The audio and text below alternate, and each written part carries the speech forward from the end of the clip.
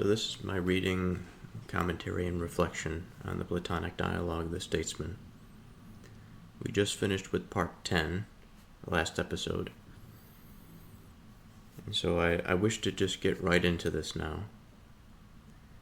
For context, refer to prior episodes.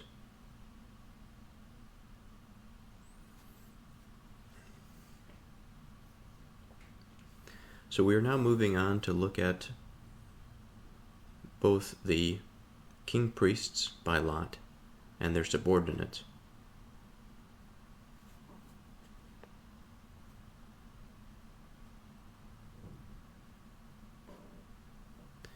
And the visitor indicates that there's also this other very large group of people which has just become visible to us, not that the previous ones have been separated off.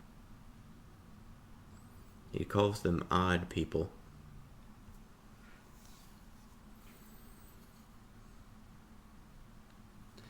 And these odd people are odd indeed.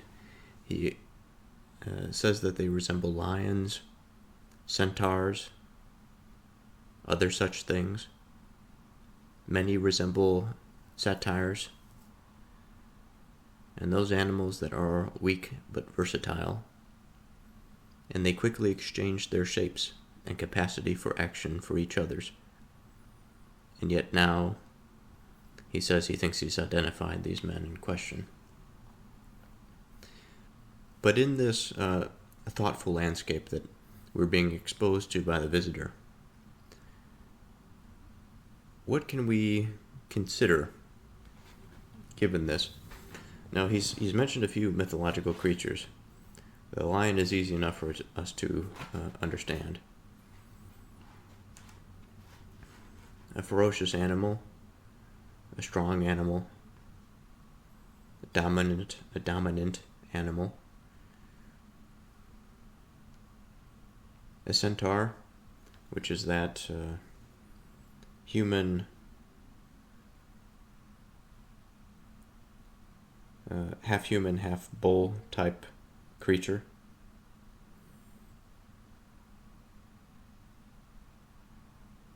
Or half horse, I should say.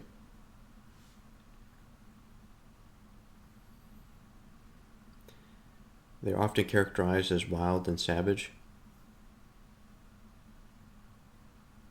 with some exceptions. But we have to consider the nature of these beasts. On one hand, the lower half is more wild than the upper, I suppose, since the upper is man and has the mind of man, has the facial features of man, the linguistic capacity of man. But it is carried by the wild portion. It is given to those, perhaps, wild desires. And I can see that this creature is a pre-civilizational creature in which man, I suppose it can happen at any period, but man,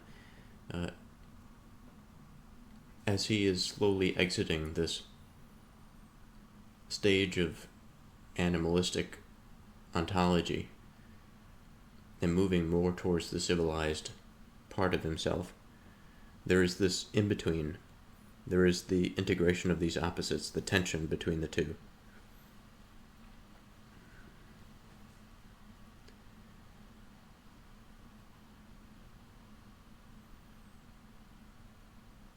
And I have to wonder where the visitor's mind is at when he's considering this figure.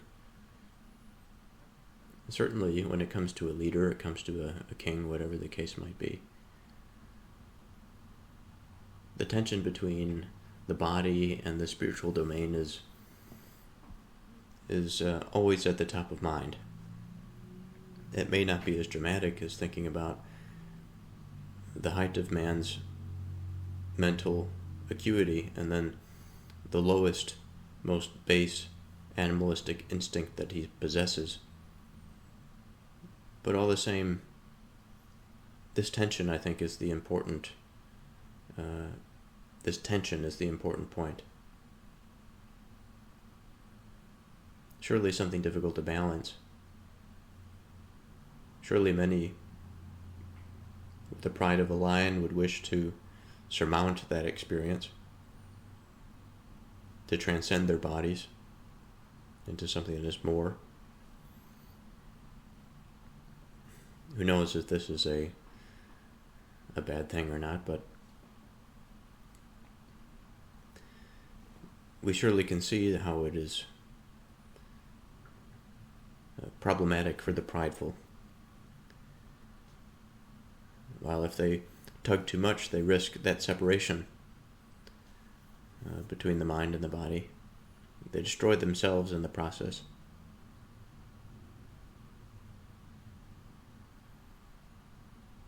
Now these satyrs, I'm not sure if I'm pronouncing it correctly, but these are similar creatures. They have horns of a goat, and I believe the lower extremity of a goat as well.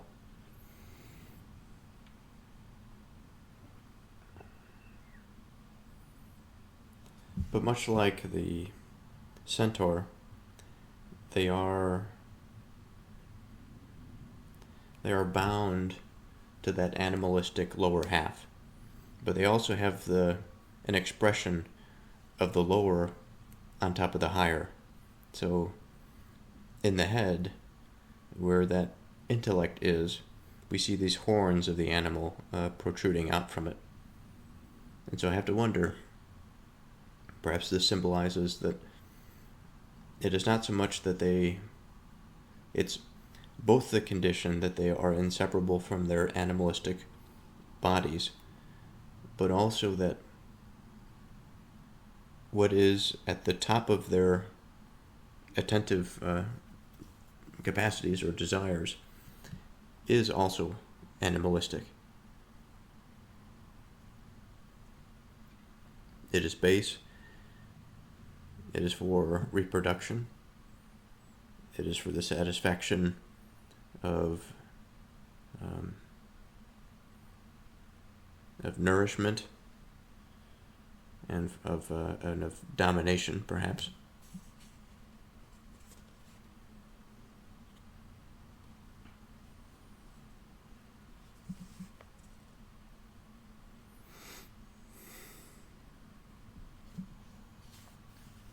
Now, when the visitor says that he thinks that he's on the path of understanding what this class of people is, he says, that of the greatest magician of all the sophists, and the most versed in their expertise, although removing him from among those who really are in possession of the art of statesmanship and kingship is a very difficult thing to do. Remove him we must if we are going to see plainly what we are looking for.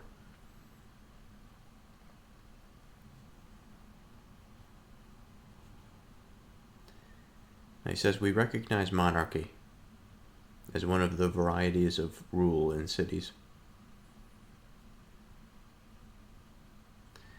After monarchy, one would, I think, list the holding of power by the few.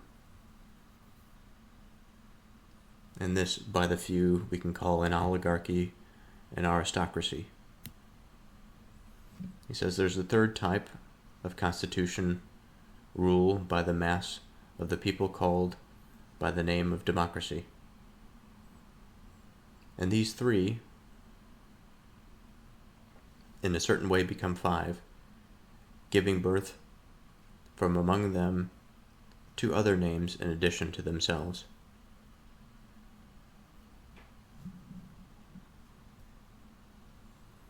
He says, I think that as things our people refer to the aspects of force and consent, poverty and wealth, and law and lawlessness, as they occur in them, and use these to divide each of the first two types into two. So that of the monarchy, that of the oligarchy, or the rule by few. So they call monarchy by two names, on the ground that it exhibits two forms, the one tyrannical and the other kingly monarchy. And the city which has come to be controlled by a few people they call by the names of aristocracy and oligarchy. So when I was younger, even now to a degree, the understanding and the defining of these terms was quite difficult. I never really understood the difference between them. I think now I understand it better, but still some confusion, especially how it may play out practically. And there are questions of the contemporary age in 2025, of the republic, of the democracy. Where do we stand? Where does the civil order stand in general in this new emerging technological era? But starting with monarchy. From Greek roots we have monos, which is alone, single, or one.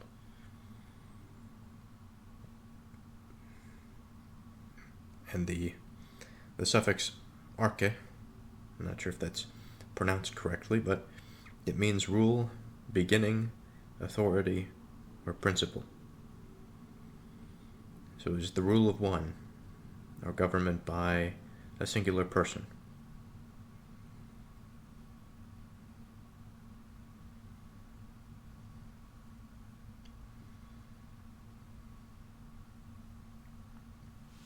Now this was often used in contrast to that of the tyrant or the usurper. But as we see here, of course, Plato is using it to say that monarchy can be split into names. And of course there can be a king that is a tyrant. Now what's interesting is that when the structure necessarily remains the same, or perhaps I'm incorrect about this, but since we are dividing monarchy in two, the idea is that the monarchy is still a distinction despite the tyranny that may exist within it, just like the tyranny that may exist within a democracy.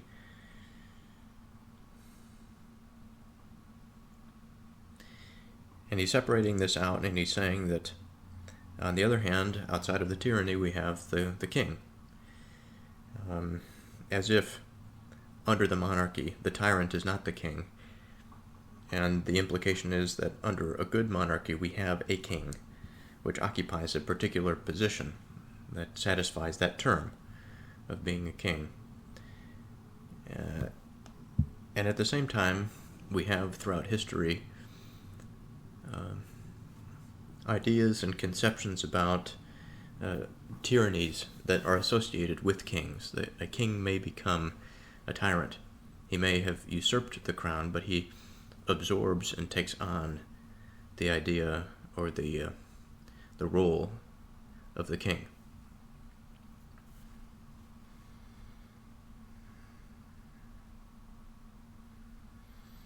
So moving on to oligarchy, from the Greek roots oligos, we have few, small in number, and then the same suffix, which is rule and authority, rule of the few, just as Plato has said.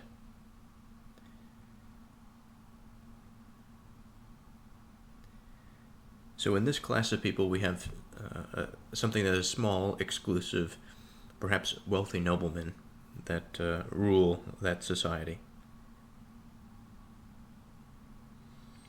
Aristocracy. Now, perhaps I should make a bit of a distinction. Now, noble families, this is where the confusion may rest between the oligarchy and aristocracy. Nobility, I think, is more associated with the aristocracy, because the prefix of the aristocracy, the aristos, means best, noblest, most excellent.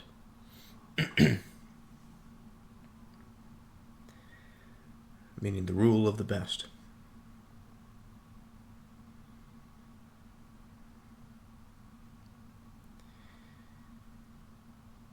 And so it's not dependent on birth or wealth in this aristocracy. It is, you have to wonder, because all of these things can be distorted, and I wonder where the truth of the matter is, where the true definition actually rests. Of course, if we are thinking about the goodness of things, then we have to imagine that there's some process, and perhaps the process can vary within an aristocracy, of how the individuals who possess the most noble, the strongest, desirable qualities are presented and moved to the top. Because, of course, by blood, we do not necessarily have the guarantee of strong virtue, and that has been seen many times in English history with the kings and noble families in general. On the other hand, families that possess responsibility over time, I think a large responsibility over time and wealth and all of this, over time they develop the habit of being responsible. And while there may be here and there an unjust aristocrat or noble, for the most part, this class of people is sort of there, solidified in society, solidified by blood. So although I think that there may be some positive benefit when, by being raised in a family and a tradition that is common among that class, then it's likely that the people who are educated there will maintain some sort of superiority over the rest. On the flip side, when we think about capacity, not everybody rises to the height of their potential. That includes the nobility, or the people that are born into a more privileged set of living circumstances. And so I would have to imagine that in a strong aristocracy, there would be that potential for which a noble person can rise through the ranks, even if they are of mean birth.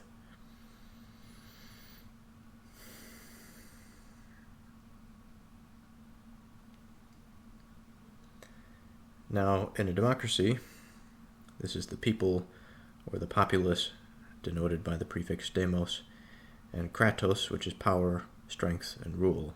It's the rule of the people or power of the populace.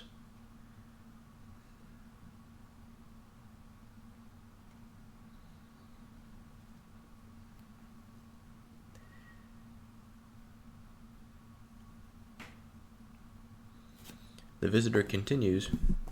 He says, with democracy, on the other hand, whether in fact it's by force or with their consent that the mass rules over those who possess the wealth, and whether by accurately preserving the laws or not, in all these cases, no one is in the habit of changing its name.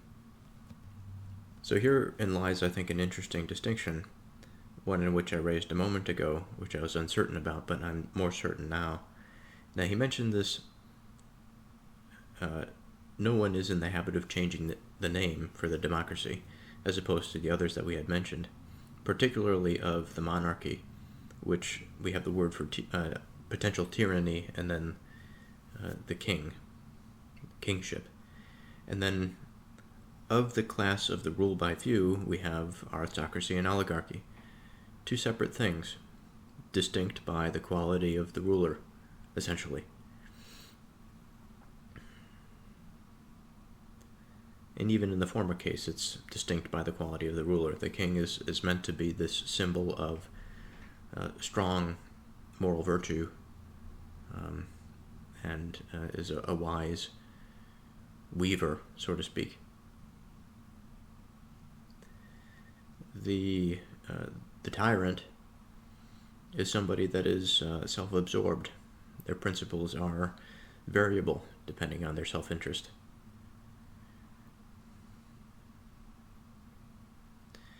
Now, what's interesting here is that within the democracy, we can see that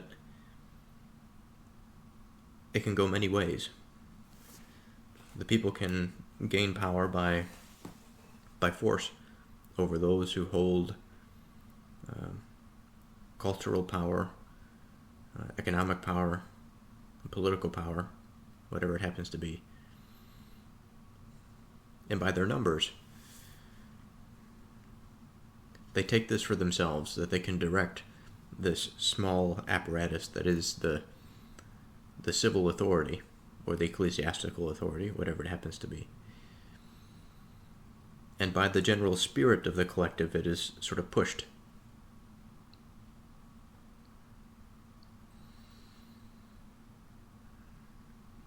And also, what I find interesting, but it's not something that is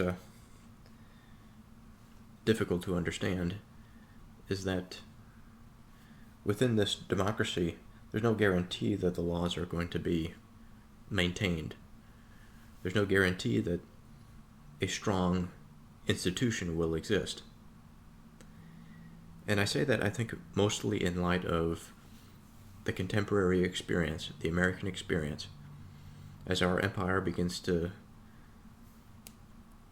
slide backwards, as the world begins to rediscover difference and identity.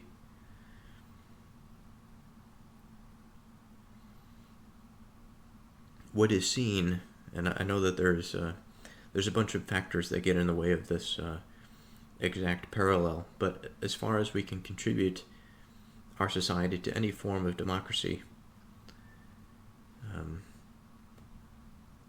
we can see in this age how the institutions have become frail, weak, preserved by an unjust bureaucracy, declining republicanism, and declining in the sense that it is corrupt, partially, but I think mostly due to the massive bureaucratic state that exists. And then, of course, this gives leverage to those who would, in absolute cases, be the rulers, the oligarchs, or the aristocrats. There's some crossover there in terms of competence.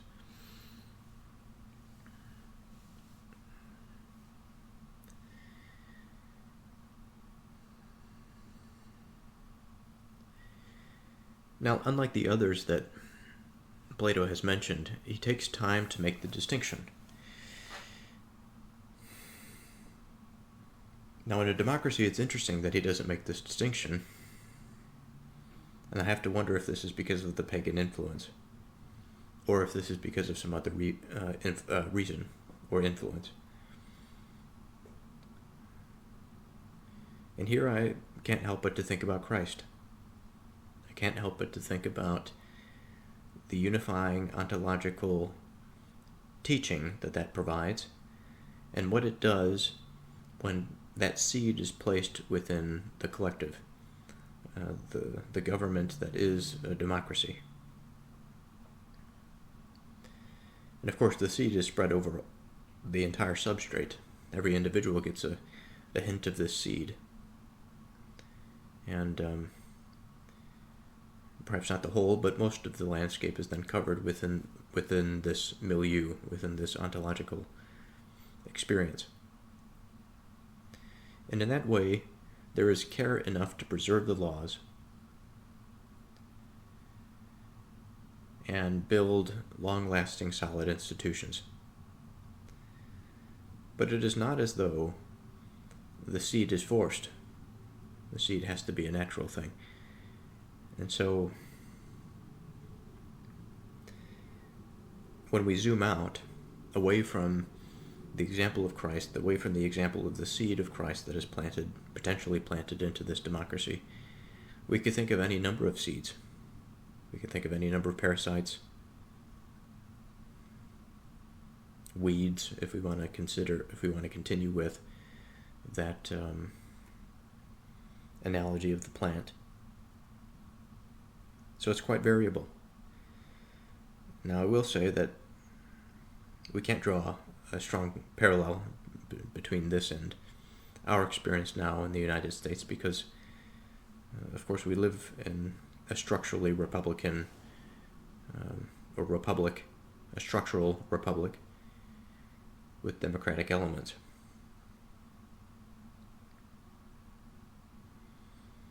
But even here, too, by extension, the congressmen that are elected, the executives and the judiciary, although the number of these individuals is reduced by their representation of us, perhaps by necessity so that they can get things done, is still nonetheless, I think, susceptible to diseases that are passed through the populace.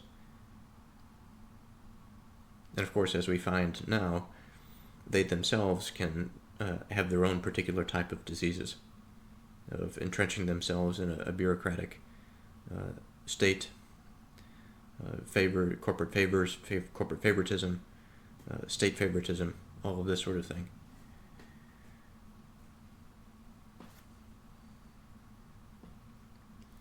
The visitor continues, he says, "What then? Do we suppose that any of these constitutions is correct when it is defined by these criteria, one, few, and many, wealth and poverty, force and consent, and whether it turns out to be accompanied by written laws or without laws?" So I'm going to continue with my line-by-line reading, even though we are on the next page. The visitor says, "Shall we abide by what we said when we first began, or shall we be in discord with it?" "What was that?" says young Socrates.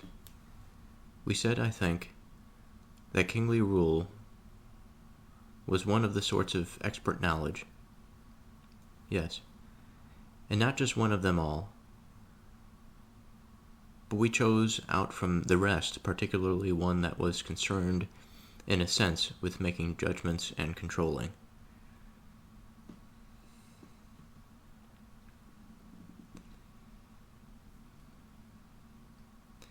"And then from the controlling sort, we took one that was set over inanimate products, and one set over living creatures.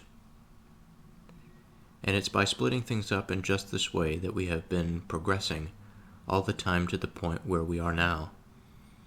We haven't forgotten that it's knowledge, but as for what sort of knowledge it is, we're not able yet to give a sufficient accurate answer." "Your account is correct," says young Socrates.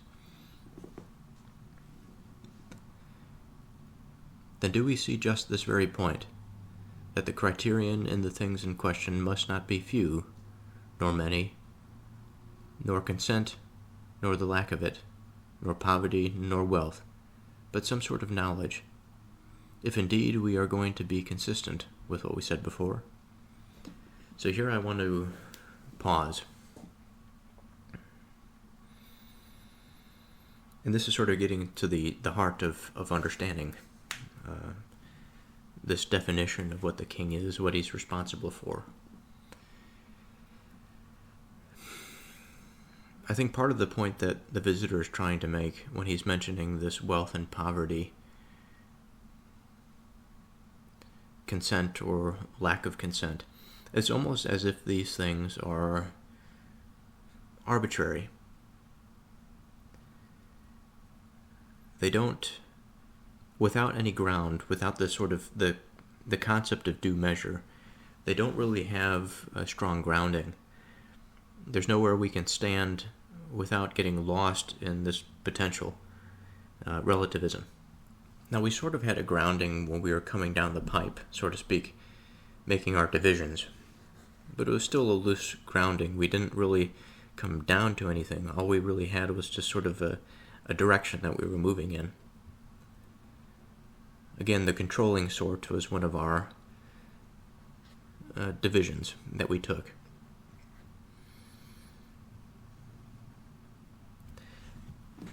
Now I want to spend some time, it's going to be a bit tedious, but I want to spend some time nonetheless, of control. In my experience, there's very little that I'm actually in control of. But as far as I can attribute something that I am control over, it is sort of the immediate. It is of what I am responsible for.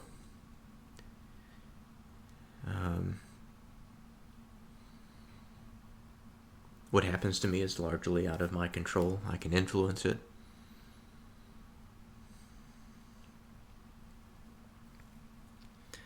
But at its heart,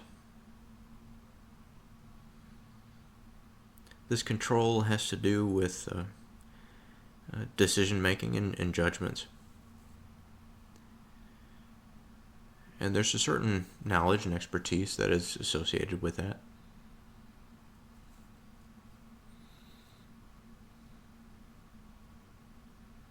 This, again, is where we wish to be. We wish to be grounded. So before I move on, the thing that comes to mind that I question is, in the search for this kingly knowledge, if I was just doing it on my own, making the divisions and everything, would I necessarily have found myself trying to use the criterion of other civil orders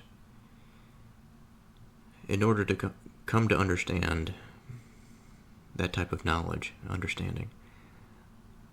I think I probably would. But then the question is, why? Why would I do that? I think among all of these different orders, we are afforded something in particular. It is a view of the whole. It is a general reflection on the stability of a society. Of course, there are differences among these things, but they're structural elements, the principles that are beneath all of them, that of the wisdom, virtue, and justice. All of these are fundamental in a democracy in the hearts of the people, in the hearts of the many, in the oligarchy, in the hearts of the wealthy, in the relationships of their economic exchange, of the aristocracy, their bread and butter, hopefully. That philosophical concern for the good. And the king and the statesman, I think, are the same.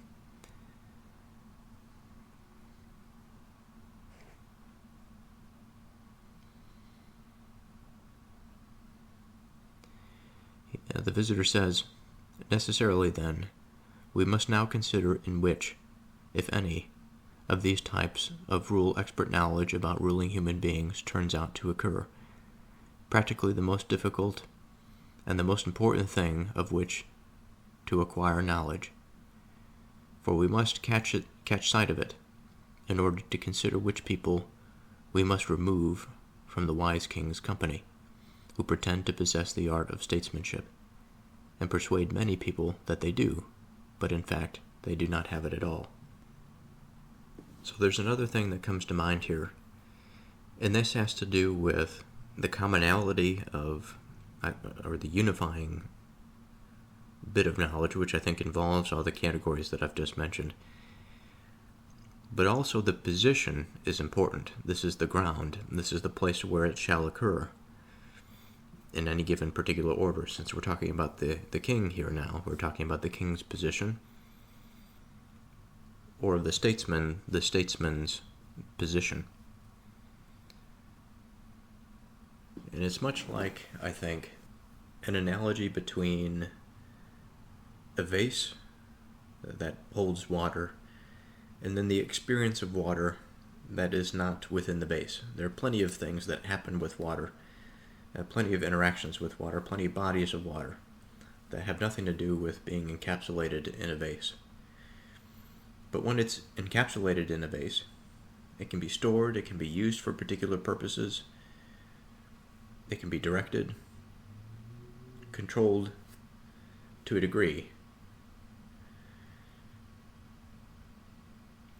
And I think the vase scenario that encompasses this structure, this material of water, is similar to the knowledge that we're looking for. The knowledge is all around us in particular ways, some in more apparent ways than others.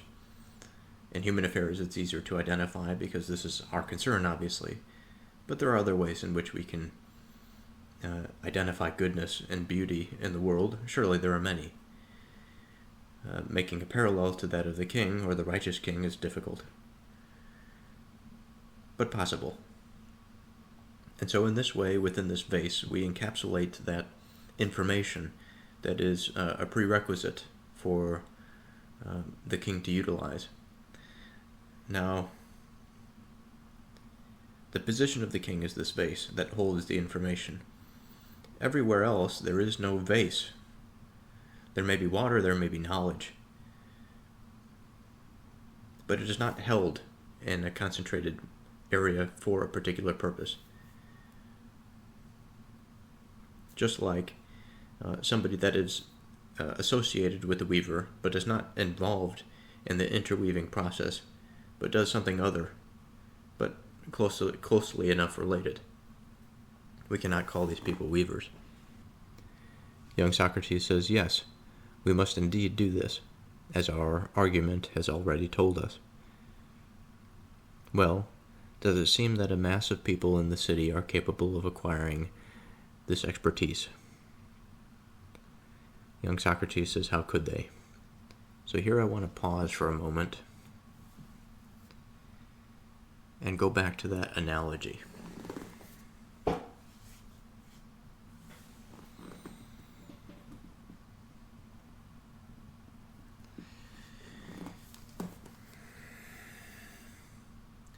On one hand, there is not much in the way of limiting every person to understand what the weaver does.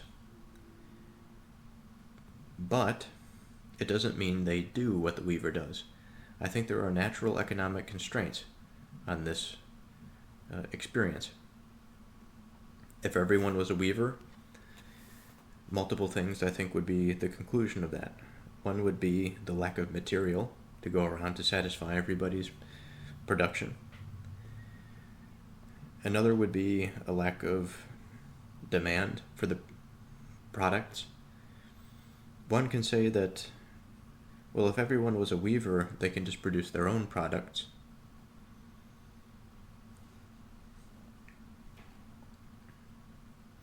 And in a way, I think that this is true. There's truth to the idea that if people understood practical things that directly affect their lives, then they will be better off in the long run. They'd be more independent, less dependent on others. But in a society and in a collective, things are distributed. Not one person knows all things. And it's this harmonious reciprocation of relations of the psychology, but also of material things, that man finds himself in a productive sphere, a productive collective sphere.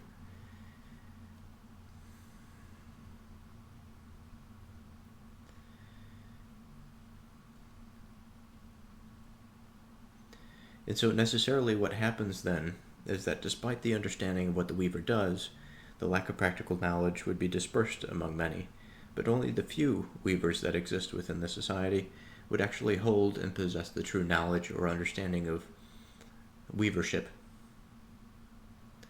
And what must be similar is probably that of the king.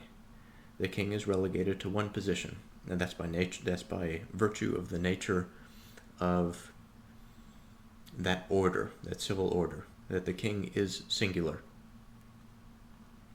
While there are many others that may sort of conceptually understand what the king's responsibility is, it doesn't mean that they possess that responsibility. So today is a new day, and like always, a new day brings new thoughts. So I want to read a paragraph that I think I've gone over so far, just to reiterate. The visitor says, "Necessarily, then, we must now consider in which, if any, of these types of rule, expert knowledge about ruling human beings turns out to occur. Practically the most difficult and the most important thing of which to acquire knowledge. For we must catch sign of it in order to consider which people we must remove from the wise king's company, who pretend to possess the art of statesmanship and persuade many people that they do, but in fact do not have it at all. Young Socrates says, yes, we must indeed do this, as our argument has already told us. The visitor, well, does it seem that a mass of people in the city are capable of acquiring this expertise? How could they? But in a city of 1,000 men, is it possible for 100 or so, or again 50, to acquire it adequately? In that case, says young Socrates, it would be quite the easiest of all the sorts of expertise there are, for we know that among 1,000 men, there never would be so many top pettia players. Now, I guess this was a board game resembling draughts or checkers. In relation to those among the rest of the Greeks, let alone kings. For it is that man who actually possesses the expert knowledge of kingship, whether he rules or not, who must in any case be called an expert in kingship, according to what we said before. So let's flesh this out a little bit. Putting this into my own words, what I take him to mean is that among the population of 1,000, the relative ratio between the masters of the game, the experts in the game, and the players is going to be small. In a like manner, if we widen out the pool, we might have more top expertise or top players, because the pool is necessarily wider, but the ratio is still going to be quite small. When we go to the class of kings, we're starting with a very small population, and by our former analogy, those who possess the requisite knowledge of things is already fairly small. So this ratio would probably be even smaller. Or maybe not the ratio being smaller, but for all practical purposes, it would be the number of justified kings or strongly qualified kings would be very small. And so there is this emphasis on the expertise that exists as an expertise relative to the position that is held by a particular person. Just because a position is held by a king or a game player, it does not qualify them to be the expert of that thing. It just puts them in a position to exercise that expertise.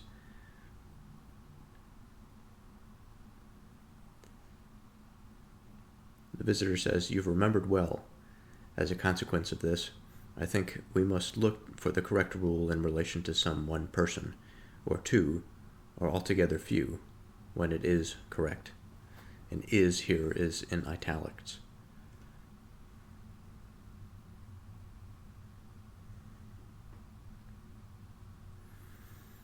Young Socrates responds, "We certainly must." The visitor, "Yes, but these people, whether they rule over willing or unwilling subjects, whether according to written laws or without them, and whether they rule as rich men or poor, we must suppose, as is now our view, to be carrying out whatever sort of rule they do on the basis of expertise.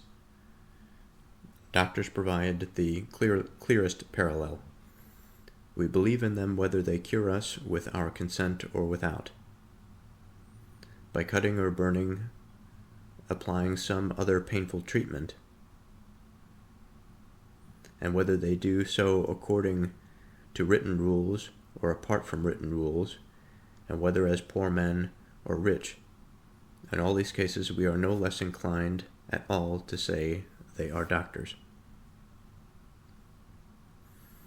So long as they are in charge of us on the basis of expertise, purging or otherwise reducing us, or else building us up. It is no matter, if only each and every one of those who care for our bodies acts for our bodies good, making them better than they are, than they were, and so preserves what is in their care. It's in this way, as I think, and in no other, that will lay down the criterion of medicine, and of any other sort of rule whatsoever. It is the only correct criterion. So what we see here, I think, on the part of the visitor is a rewording of what young Socrates had said in a sentence, is that what we should be concerned with is the expertise for the sake of expertise. And it is the authority of the person that exercises the expertise is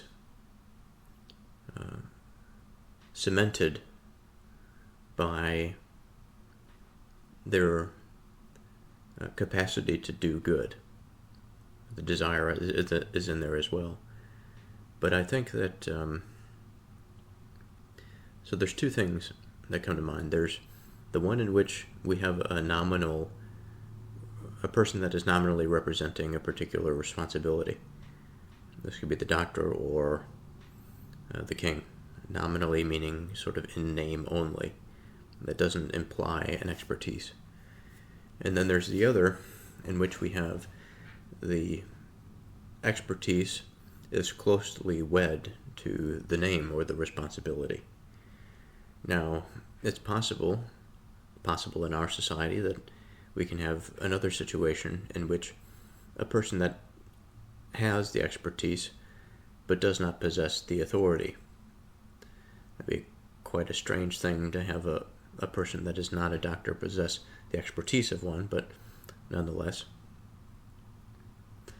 And then that sort of begs the question, well, this position, if one possesses the expertise but not the position, then what do we say about the nature of the position? What is within the society that is preventing the individual from stepping over into that field? And perhaps the individual doesn't want to, but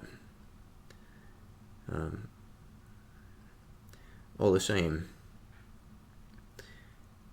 in our society we have a structure, a system by which people go through some procedure and they meet certain standards such that the process that they have gone through is meant to instill confidence in their capacity, that they have the expertise to be able to perform and earn a particular responsibility.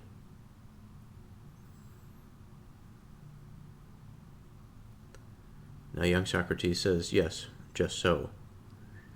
The visitor continues, it must then be the case, it seems, that of constitutions too, the one that is correct in comparison with the rest, and alone a constitution, is the one in which the rulers would be fond, truly possessing expert knowledge, and not merely seeming to do so, whether they rule according to laws or without laws, or willing or unwilling subjects, and whether the rulers are poor or wealthy. There is no principle of correctness according to which any of these must be taken into any account at all. So I want to pause here. We have a similar pattern that is now compared to a different term, which is the Constitution. So I want to go through the etymology of this word, constitution. Now, constitution comes from the Latin constitutio, meaning a setting up, establishment, arrangement, or regulation. This noun is derived from constituere, to set up, establish, arrange, or ordain, from the prefix con, which is together, and statutare, to set, to make stand, to place.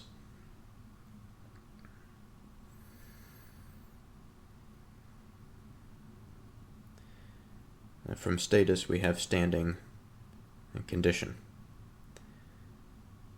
So, constitutio means a setting together, or standing together of parts. Now, bringing together what we were speaking of earlier, not only of the dialectic in terms of making our divisions to come to some truth about something, boiling something down to its most fundamental parts, by which we cannot, at the end of it, boil it down any farther. And also considering the two forms that we are, the two forms in the broad map of epistemology, I suppose, which is that of relation and that of due measure. Due measure involves the identity of something. It could be of a living thing or of an inanimate object. And relation meaning how it is in relation to something else. And by relation, there's certain contextual relevances there, and that influences due measure. Due measure, the core identity of something, the essence of something, also, I think, influences position. But when we say due measure, when we say identity in general, it is usually something that is composed of parts. The parts are something that we need to be able to identify, but the whole is also something that we need to identify. And so a constitution is this type of procedure by which an identity is formed, a setting together or a standing together of parts. And it's the hardest part, I think, of knowledge or understanding anything is to understand how the parts relate to the whole coherently. And this is sort of where we are at when we are speaking about separating off the potential those who would wish to claim expertise in kingship when they are not. Maybe they're a close ally, a close relation, but they do not have the expertise. And so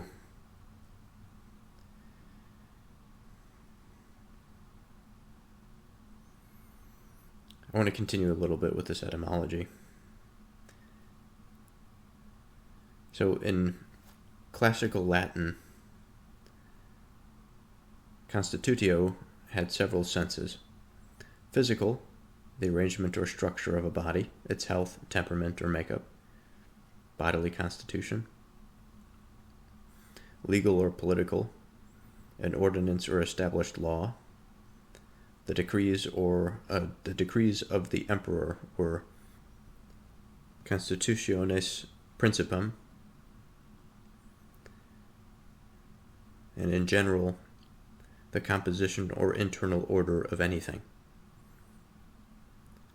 So Greek antecedent ideas.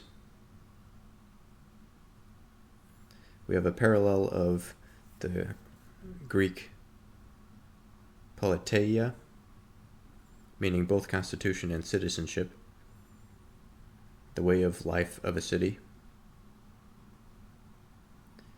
The Greek polis, politeia, described how the whole is arranged, who rules, how justice is ordered, and what the good life is.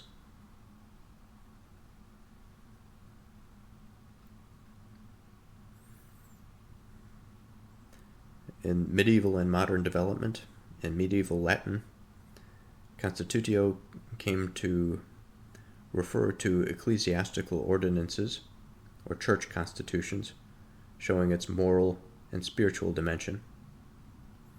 By the 17th and 18th centuries, the word gained its familiar political sense, the fundamental principles or established order of a state. From Middle English in the 1300s, a physical sense, the constitution of a man's body or mind, a moral sense, the constitution of the soul or the order of the virtues. So this gives us some idea, I think, what the visitor means when he describes this constitution, or when he uses this constitution. The one that is correct in comparison to the rest. Alone a constitution is the one in which the rules would be found truly possessing or the rulers, would be found truly possessing expert knowledge, not merely seeming to do so, not just in name only, but in name connected to its true meaning. And this is independent of many factors. It doesn't have anything to do with their wealth. It doesn't have anything to do with the laws that are in place or not. It doesn't have anything to do with whether or not the subjects are willing to submit. The visitor continues, he says, and whether they purge the city for its benefit by putting some people to death, or else by exiling them, or whether again they make it smaller by sending out colonies somewhere like swarms of bees, or build it up by introducing people from somewhere outside and making them citizens, so long as they act to preserve it on the basis of expert knowledge and what is just, making it better than what it was so far as they can, this is the Constitution which alone we must say is correct, under these conditions and in accordance with criteria of this sort. All the others that we generally say are constitutions, we must say are not genuine, and not really constitutions at all, but imitations of this one. Those we say are law-abiding have imitated it for the better, the others for the worse. So I'd like to do a little reflection on some of the things that the visitor has touched on here. He says, and whether they purge the city of its benefit by putting some people to death, or else by exiling them.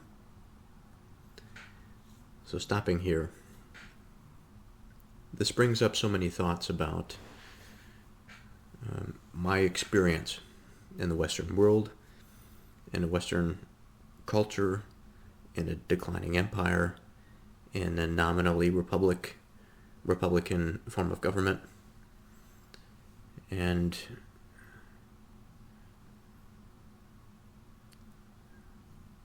it brings to mind that many of these things that have occurred throughout history can be seen at various scales. They can be seen at smaller scales or larger scales. They can be seen on a scale or a progression that has not come to its full completion, that is currently going through a cycle.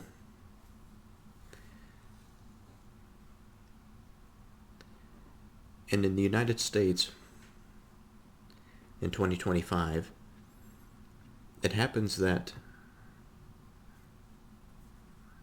we are currently facing an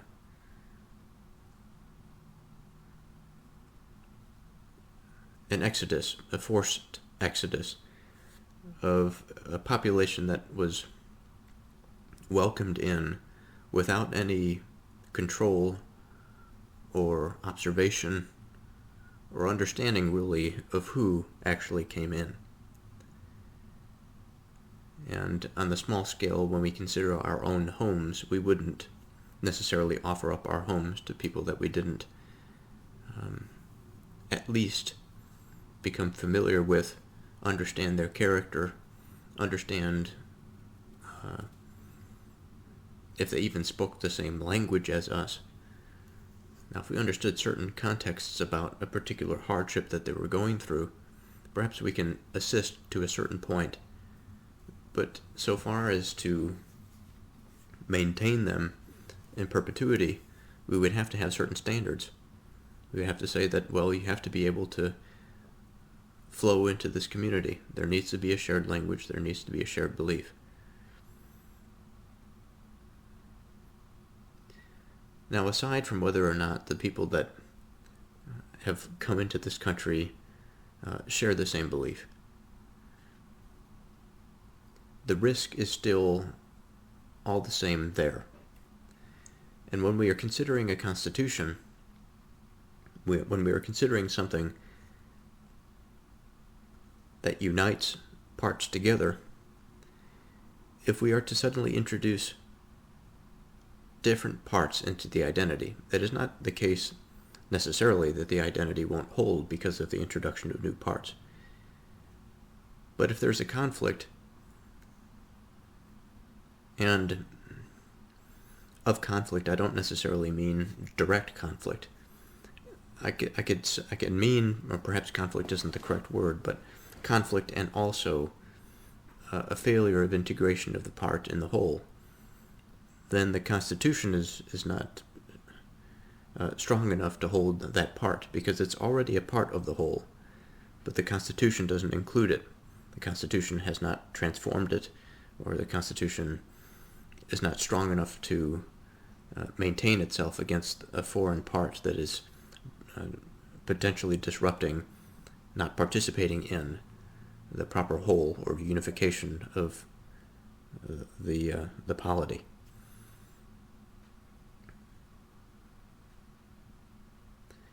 And so when I see this word purging, I have to imagine the number of situations or scenarios in which cultures, cities, have found themselves in this situation just like we are experiencing now, where something has happened.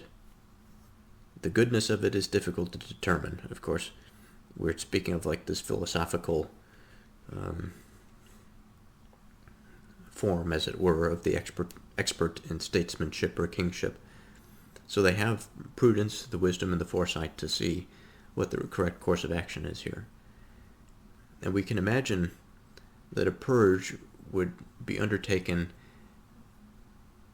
in such an extremity that what has come into a city has severely threatened the whole, or perhaps it has become the primary identity of the thing. And the expertise or the goodness that comes in is like the savior, the reformer, who attempts to purge, not only just purge the individuals that just cannot be included in any civil society because their ontology is not such that they maintain a stable polity or contribute to a stable polity. But it is also the orientation of those that are willing and able to be transformed into something that is good, into something that is stable, that is productive.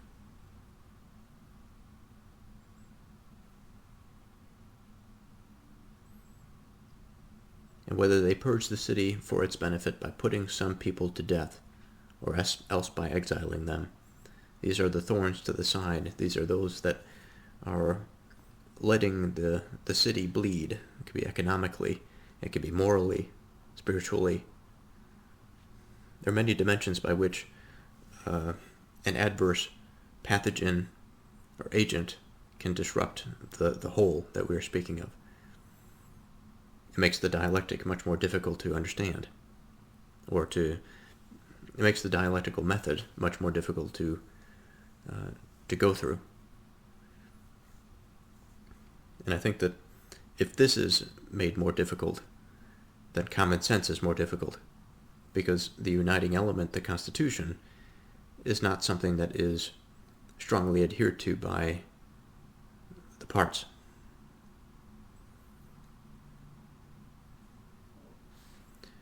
Or whether, again, they make it smaller by sending out colonies somewhere like a swarm of bees. Now here again, there are plenty of scenarios that we can think about. The visitor himself, I think, is an offspring of one of the colonies in Italy, and now he's currently in Athens, having this dialogue with young Socrates. So here I want to leave a quick note to myself that I'm going to pause here and continue with giving this a thought experiment about how a society or a culture, what it necessarily means to send out these colonies like swarms of bees, what it means for the existing order, and what it means for the seeds that they are sending out to somewhere else, because there's good and bad associated with both of these. What comes to mind first before I go is the experience of those who were forced into imprisonment in Australia and those, three things, those who came from England to the United States, and those who left their society for productive means to enrich the homeland, let's say. So here we are on the new day, and so I'd like to get right into this. First, I want to speak of the Western experience in Australia as a prisoner colony. After Britain established colonies in Australia, beginning with New South Wales in 1788, as places to send convicts, Western Australia, too, became a penal colony.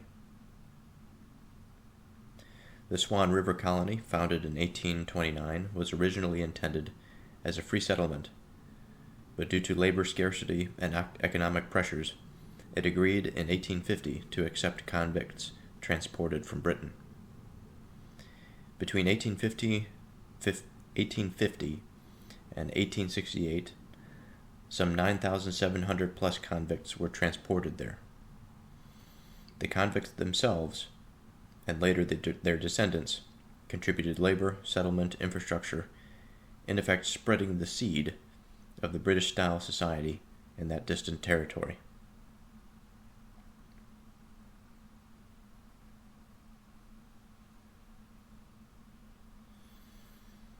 In the case of the American colonies began as extensions of British colonial settlement, trade, and governance in the 17th and 18th centuries. These settlers carried with them British legal, political, cultural, and institutional forms, laws, language, conceptions of governance. Over time, they built new societies in the New World that mirrored, adapted, and sometimes rebelled against the mother country. The seeding here is more voluntary. People migrating to new lands, transplanting institutions, and eventually, in the American case, seeking autonomy. The U.S. Revolution is then the dramatic rupture. A colony which was ceded from Britain asserts its own independent identity.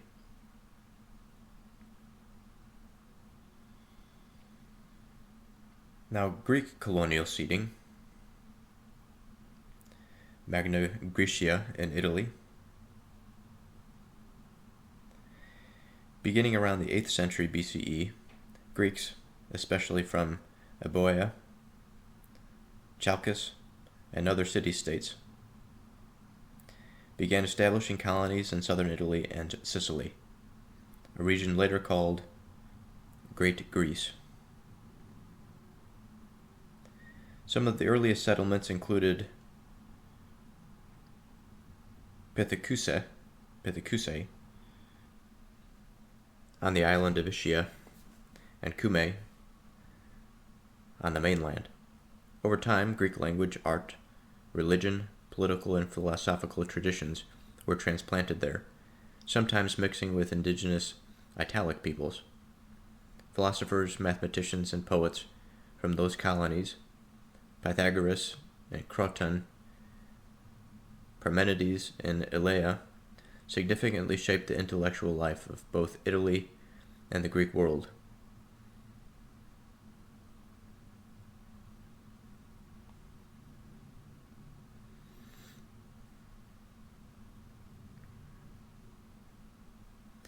So, why do I bring all of this up? I intended this to be a reflection on the different ways, the potential ways in which a seed can be spread.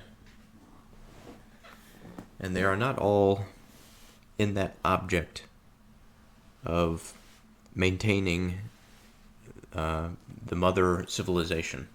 Sometimes it is the detractors, sometimes it is the miscreants that are expelled, and sometimes it is that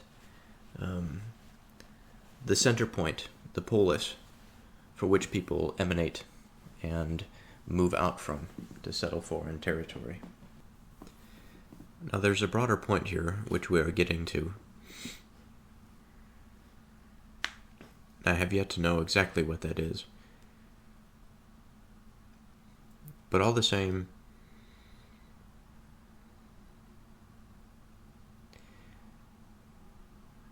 think about that uncertainty, especially the uncertainty that we are somewhat left with in the previous paragraph. Again, I desire to read this. The visitor says, "It must then be the case, it seems, that of constitutions too, the one that is correct in comparison with the rest, and alone a constitution, is the one in which rulers would be found truly possessing expert knowledge, and not merely seeming to do so, whether they rule according to laws or without laws, over willing or unwilling subjects, and whether the rulers are poor or wealthy. There is no principle of correctness according to which any of these must be taken into any account at all." We speak of a constitution alone, the one that is correct in comparison with the rest, and alone a constitution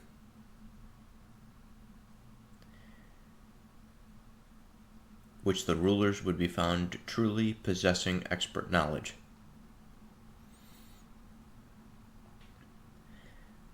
Now, in the case of laws, in the case of willingness, in the case of production, in the case of wealth,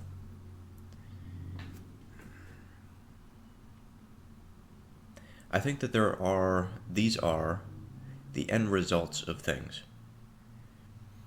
The establishment of laws is by a constitution. It is by that thing that connects the parts of the identity. It's almost as if the Constitution precedes it, like a foundational element in a building.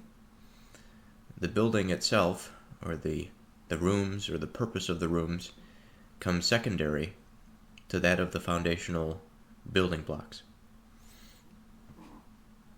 And so while laws and willingness, and among other things that seem to be important, are perhaps important at some level, at the constitutional level, what matters is the bedrock. It is the establishment or the undergirding of the laws.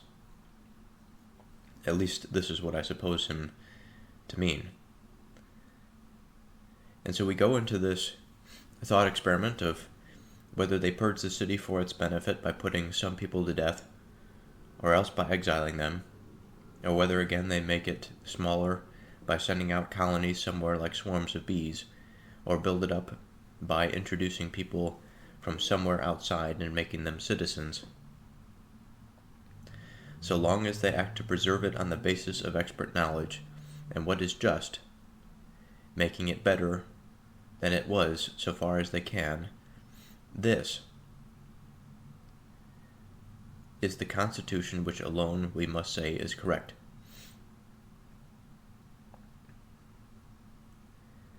Now, quite a difficult thing, I think. Easier said than done. And I think about the potential conflation for which a mind may find themselves in, especially when we consider the laws and how fundamental the laws are to the stability and the structure of a society. How contrary it might be to decide the life and death of a person. On the other hand, in the case of a life or death of a collective identity, then what are we to do? These difficult decisions present themselves in my mind. And while I don't necessarily disagree with the visitor, I find myself having difficulty understanding where we are going to go in this bedrock of the Constitution. The visitor says, under these conditions, and in accordance with that criteria of this sort, all the others that we generally say are constitutions, we must say are not genuine, and are not really constitutions at all, but imitations of this one. those we say are law-abiding, have imitated it for the better, others for the worse. So again, I come back to this idea.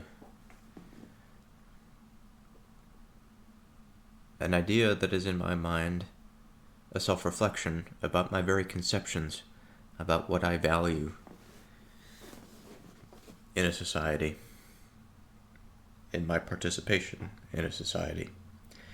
And I think I'm coming to the understanding that I'm quite adolescent in my experience with not only thinking about this, but also participating in something that is genuinely productive and meaningful. And so I think I need to spend some time here and hopefully come up with something good. So back to the central point of having difficulty understanding a preceding a ground to law or to willingness.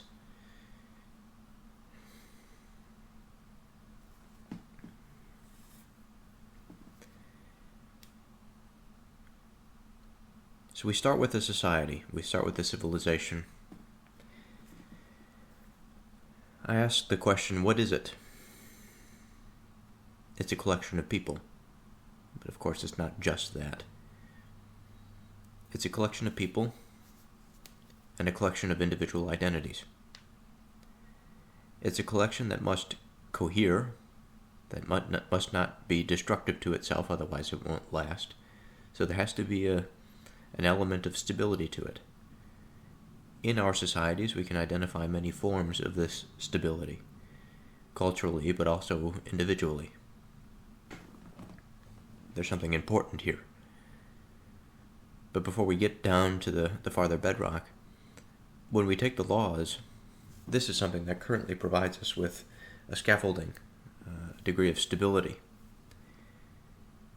But the laws are something that are created by us. They are something that come from somewhere more fundamental. So it's almost as if we have to divide the laws themselves. But what would we divide it into?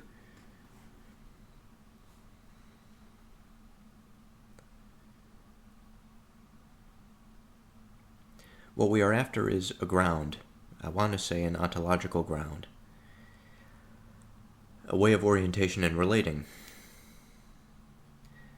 And so one aspect of the law is to promote relation. Another aspect, I think, is to promote orientation. Are these two all that different? I think so. Because if a society is going to be a coherent collective, there has to be relations among the people.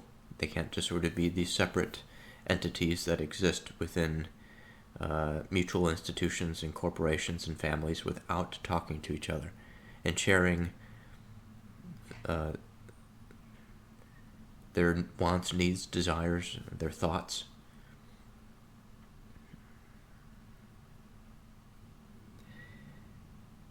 On the other hand, we have the orientation. And what does this mean? Now, in my experience, I've met many people. The relationship that I have to my best friend, the relationship that I have to my father, the relationship that I have to a stranger down the street, the relationship that I have to a coworker, the relationship that I have to somebody for whom I shared a negative experience with. All of these relationships are different. They are not of the same scale. They're not of the same orientation. Some of them are a bit more desirable than others. Some bring me greater peace and greater harmony. Some are challenging, as they must be, to reorient myself to something that is good. Sometimes they challenge me to think. Sometimes they make me poorer.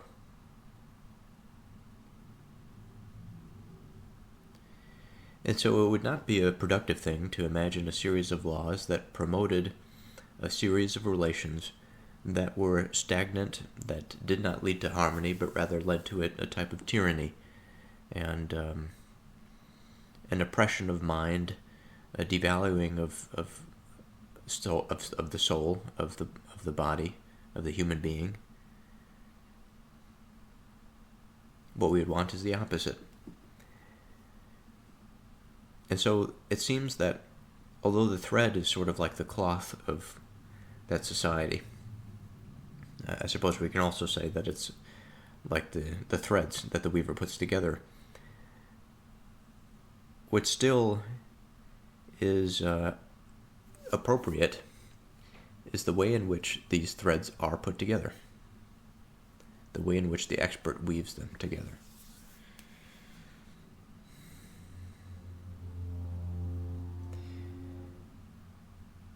And there are many people that can mimic the art of this weaving, or of this putting together of the relations and the ontological ground, or orientation, or due measure of ontological experience, the good ontological measure, due measure of experience.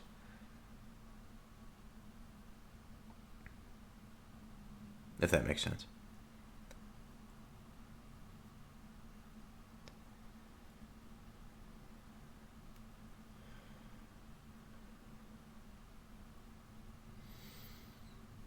But there's only one constitution that would necessarily order things in such a way that leads to harmony and prosperity. And it's by this constitution, and the constitution alone, that man succeeds in his society and his collective.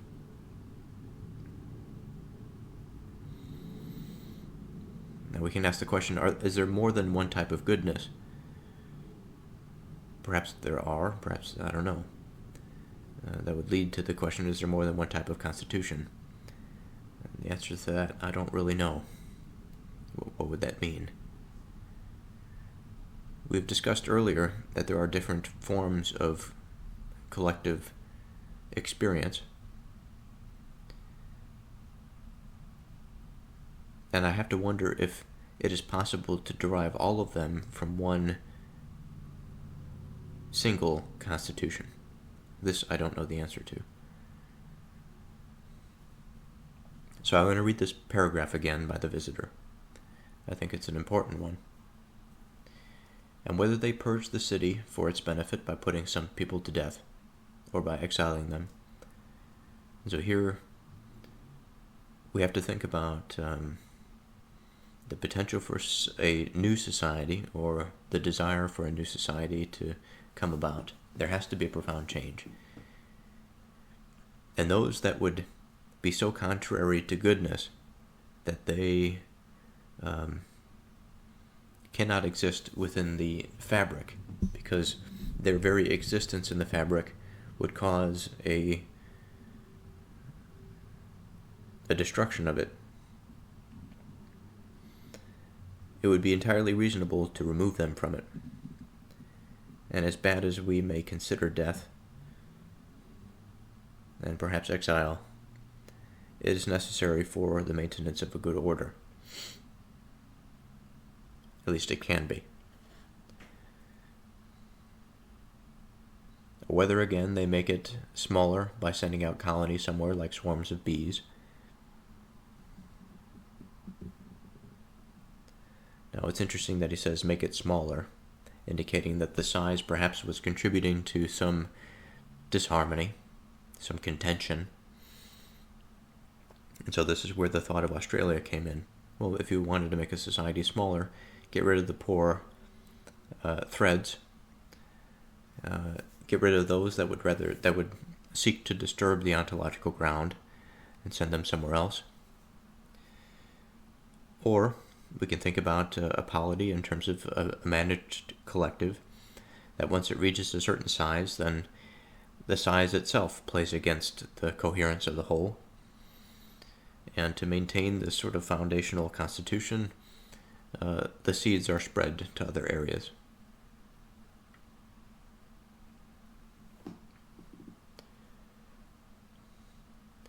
or build it up by introducing people from somewhere outside and making them citizens. This is a much more difficult thing, I have to imagine, because they have to be introduced to the Constitution. They have to be reframed in mind, and the kind of experience that would be a prerequisite to that, I have no idea. Of course, I have an idealistic version in my mind, but more subtle variations have existed throughout the ages. In our own society, we have taken in many immigrants, and these immigrants some have assimilated quite well, others have not. And I think there can be arguments both ways about the effectiveness of this, but in the cases, I don't think that it can be denied that there have been many cases for which the introduction of foreigners has been successful. And he says, so long as they act to preserve it on the basis of expert knowledge and what is just, making it better than it was so far as they can. Better than it was so far as they can. This is the Constitution which alone we must say is correct. So again, the Constitution that we say is correct is the action of preserving a collective or a society, a civil order, on the basis of expert knowledge and what is just. On the basis of expert knowledge and what is just. Now, what we don't really know right now is the expert knowledge, which is frustrating. What is just, we understand a degree of. And the last thing that I would want to do is to throw out our pursuit onto terms that have yet to be defined, and they are left hollow and rather nameless. And so what is just and what is expert knowledge is something of principled importance that we have to talk about.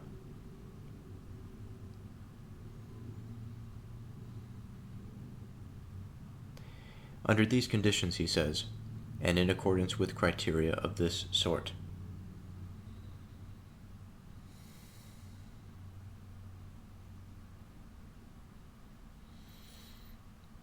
All the others that we generally say are constitutions, we must say are not genuine, and are not really constitutions at all, but imitations of this one. So there's a profound pointing to unity here, something that's quite strange in a pagan text. Those we say are law-abiding have imitated it for the better, and others for the worse, indicating this sort of potential for a legal structure either to bring harmony or a legal structure to bring disharmony, depending on how it is constituted, depending on how it is made up. It seems quite simple when we put it this way, but it's much more difficult at scale, and practically it's difficult. A young Socrates says, "The rest of it, visitor, seems to have been said in due measure. But that ideal rule may exist even without laws was something harder for a hearer to accept."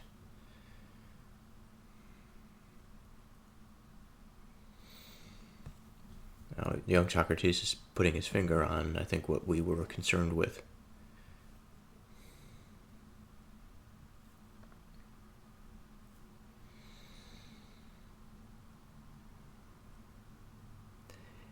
And it seems that these laws are a step down. Earlier we were talking about the step down nature from the divine. From the divine we have the step down to the form. From the form we have the step down to perhaps the rational mind and body of man.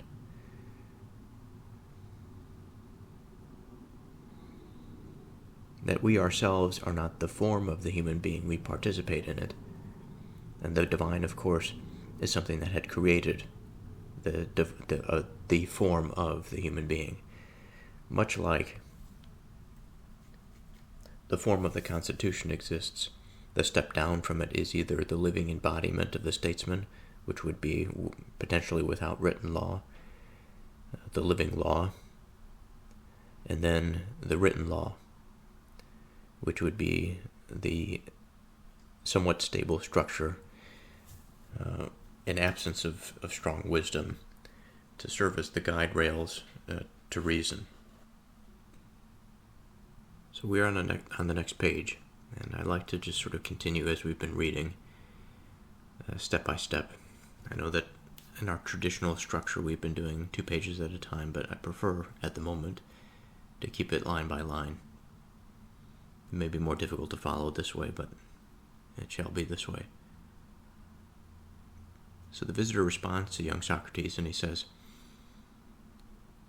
"You got in just a little before me with your question, Socrates, for I was about to ask you whether you accept all of this, or whether in fact you find any of the things we have said difficult to take. But as it is, it's already apparent that we'll want a discussion of this matter, of the correctness of those who rule without laws." Young Socrates says, "Quite. Now, in a certain sense, it is clear that the art of the legislator belongs to that of the king. But the best thing is not that the laws should prevail, but rather the kingly man who possesses wisdom. Do you know why?" Now, pausing here for a moment. Legislator. This is, of course, a body or a person who writes a law into existence. And this is a position, of course, that has power associated with it. A law is no simple matter. And again, I want to reiterate where this law is. It is a step down from the form of Constitution, which is a step down from the divine. So the form of the Constitution to our laws. So the attention, the mind of the legislator is on the Constitution as he is writing these laws. There could be any number of these formal structures that is found within mind. And here I have to think that perhaps there are formal structures that are the product of human mind, and the formal structures that are the product of the divine, such that they are harmonious with itself and the rest of nature. And I think about what we were talking about before between the position of the priest and that of the rest of society. He is this sort of medium, this conduit through which the information flows, that he is responsible for maintaining a relationship between the divine and the human species. In this way, the legislator is responsible for maintaining the information flow, the appropriate relationship between the Constitution and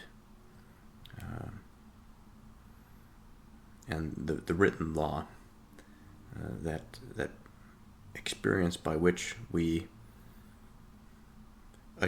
attempt to adjust our behaviors. We say explicitly what one can do, what one cannot do, but also within the proceedings of executing punishments for a law, we do have a system of pointing to a mode of reflection and reason. Young Socrates says, "What then is the reason?" The visitor says that the law could never accurately embrace what is best and most just for all at the same time, and so prescribe what is best. For the dissimilarities between human beings and their actions, and the fact that practically nothing in human affairs ever remains stable, prevent any sort of expertise whatsoever from making any simple decisions in any sphere that covers all cases and will last for all time. I suppose this is something we agreed about, or we agree about? Young Socrates says, certainly. So it's an important reflection to make. This is something that we've covered a bit, but it stands to reason that the declarative. The declarative in the sense that there is my mind is a bit conflicted. Here I think immediately about the Ten Commandments. And I think about the fundamental nature of a command that is such from the divine source that regardless of circumstance, this must be followed towards this end. On the other hand, I think about the laws that we have, and I think about the contextual relations among things, and how we understand that one crime, even of something like physical harm, let's say, has degrees. Even something like sexual harm has varying degrees. And it's by these varying degrees that we have to separate out based on reason and apply appropriate punishments to both. We don't just say across the board that they have the same punishment. And on the other hand, the very order, the structure of the house, let's say, the approximation that the laws provide for which places we should place load-bearing walls, for which we should place rooms, etc. These change based on the needs and the desires of the people.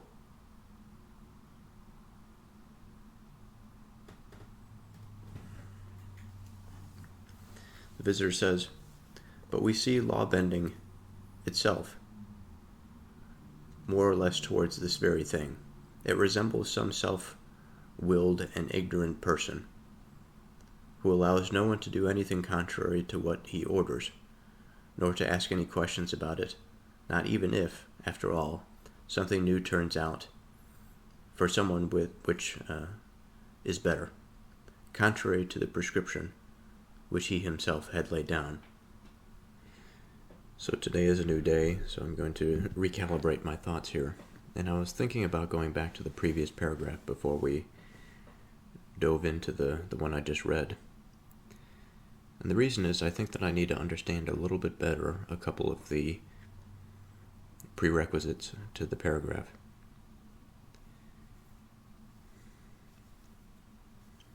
Now, to the point where the visitor is discussing why it is more important for the king to possess wisdom than the laws to prevail is quite an interesting one.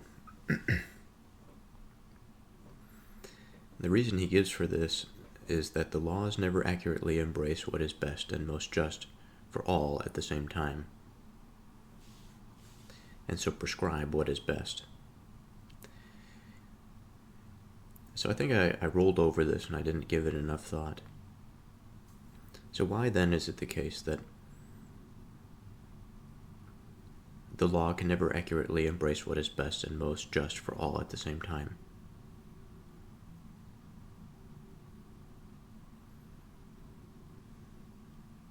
There are a few different things here that come to mind. One is that relative sense of justice,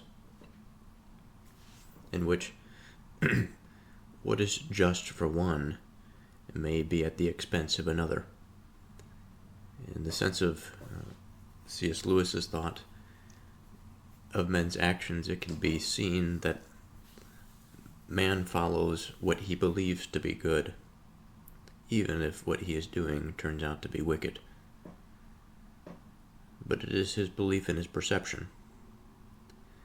Now, it is not the case that wickedness, because of one's belief that it is good, makes it good, nor does it mean that law is necessarily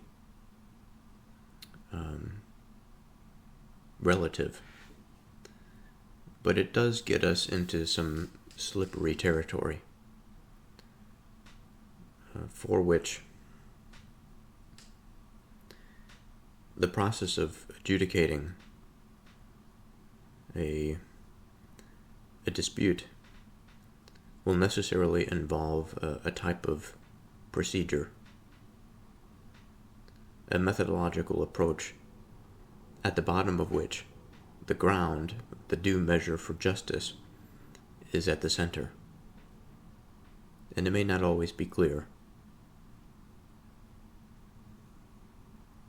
The law could never accurately embrace what is best and most just for all at the same time.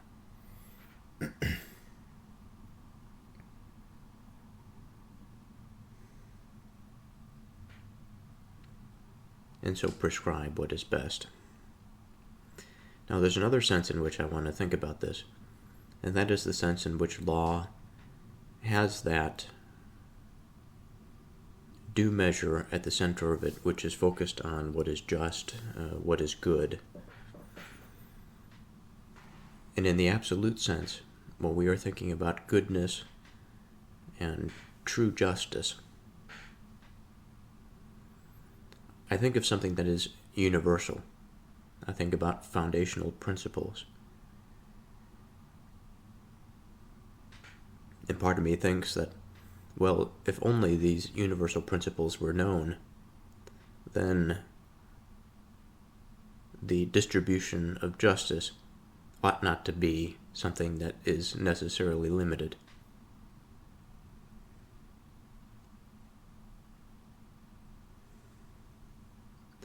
The visitor says, for the dissimilarities between human beings and their actions, and the fact that practically nothing in human affairs ever remains stable, prevent any sort of expertise whatsoever from making any simple decision in any sphere that covers all cases and will last for all time.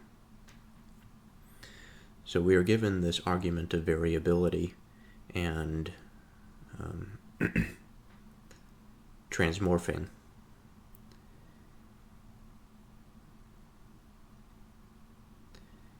And by the variability and transformation, it requires a law that does the same. So if there is a law that's a primary and directive, it is not something that's going to stand up in 50 to 100 years when the context of the matter changes, and thereby the relationship changes. But it still remains to be seen, or perhaps disputed, that the methodological approach, perhaps the dialectic of law, is one in which there is that strong attempt, regardless of the changing tides of time, that a particular dispute can be solved, given a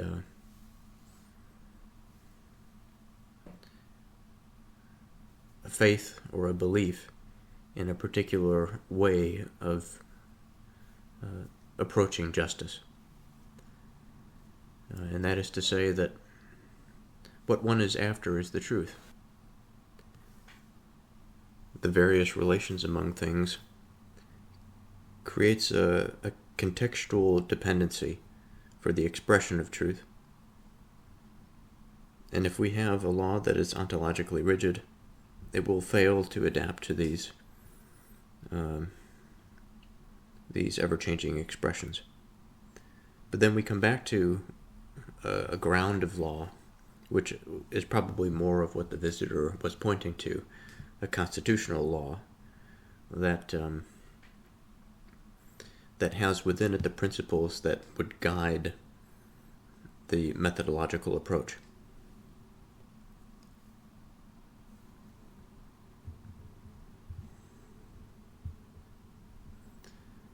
So when we continue, and he says, but we see law bending itself more or less towards this very thing.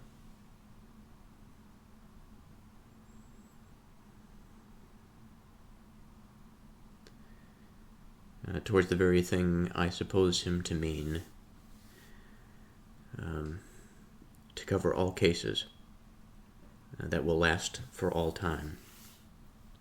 So a sense of rigidity comes to mind here. It resembles some self-willed and ignorant person who allows no one to do anything contrary to what he orders. So this is exactly right.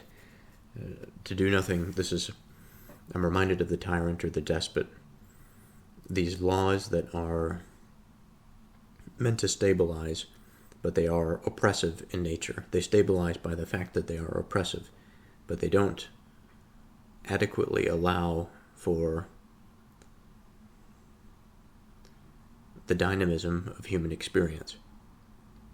So they sort of put shackles on the soul of man.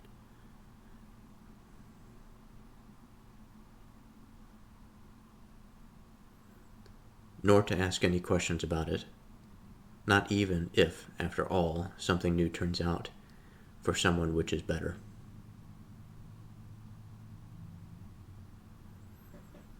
And so here we see again an example of that rigidity.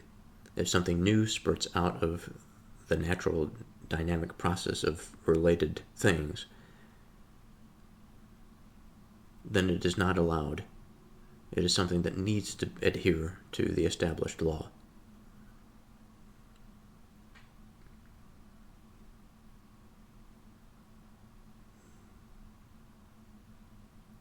Contrary to the prescription which he himself has laid down.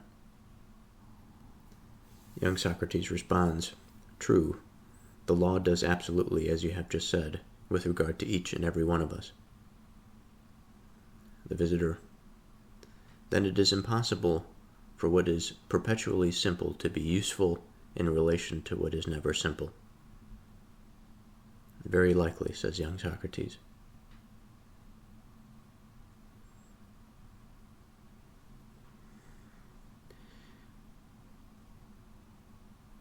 So the impossibility of what is perpetually simple to be useful in relation to what is never simple.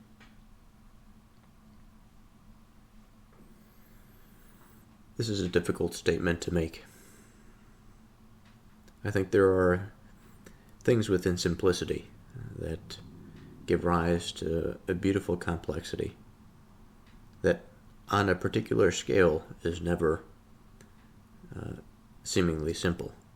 Now, if things on that scale were simple, and if law were to be applied to it there, it certainly would be out of place, as the simple law applied on a smaller scale, let's say, was applied. And so I think it's more a matter of scale than it is a matter of simplicity or complexity.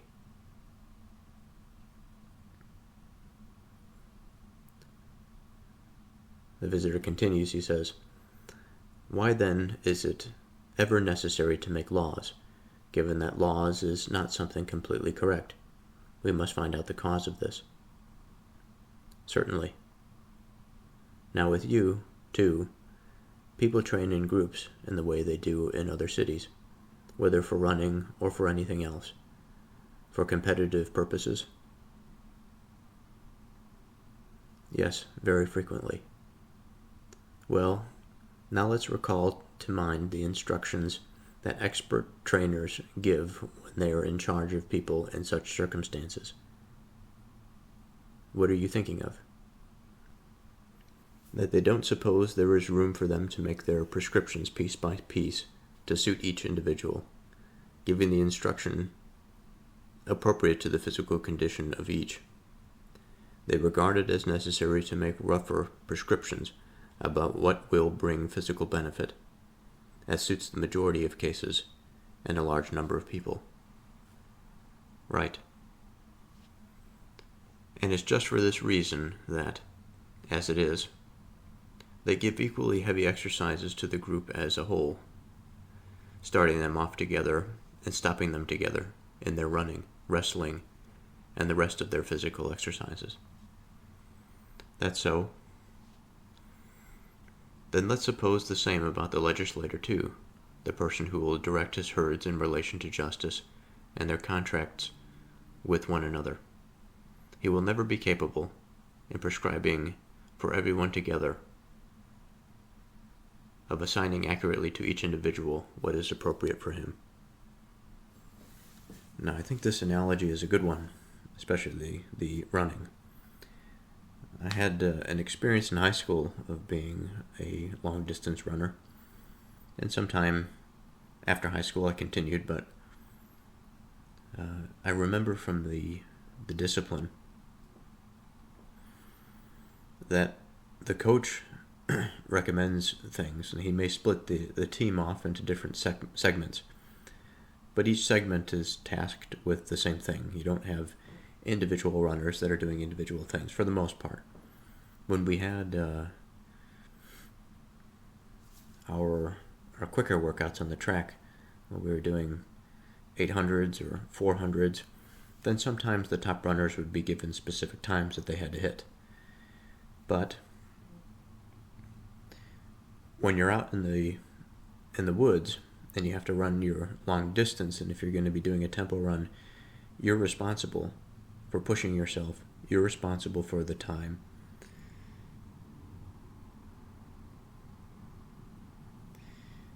And while you may be directed to perform a particular task, it is not up to the legislature to legislate the discipline that must be self-created. Now, young Socrates says, "What you say certainly sounds reasonable."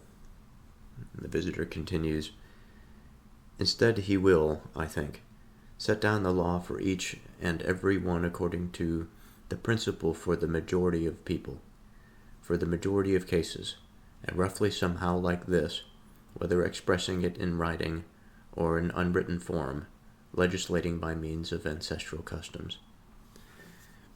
So here we are seeing the description of the utilitarian motive, the principle being that the law is to be set down for the majority and not in the particular cases for which there are many unseen circumstances.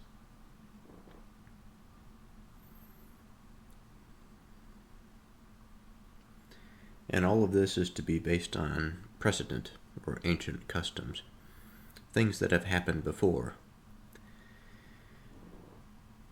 Now there's something that comes to mind. There's something that I've seen referred to as before, as the laws that are somewhat of a rough equivalent to memories.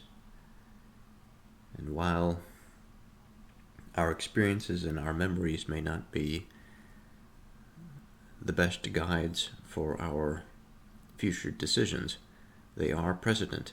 They are our ancestral customs, as it were. And by these experiences, this is the information that we have to go off of. And it's by our reflection about these experiences and the results of them that we are able to make effective, prudent decisions.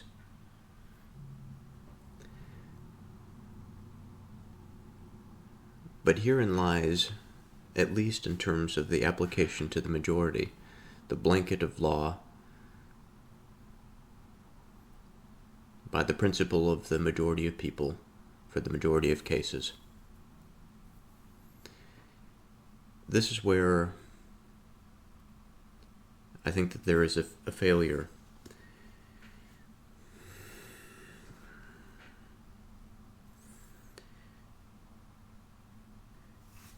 We seem to have this underlying assumption that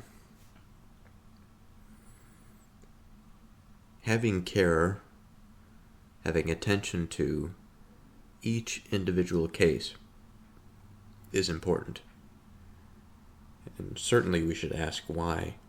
Why is each case important? Well, each case involves some dispute between two parties. The parties can vary, of course.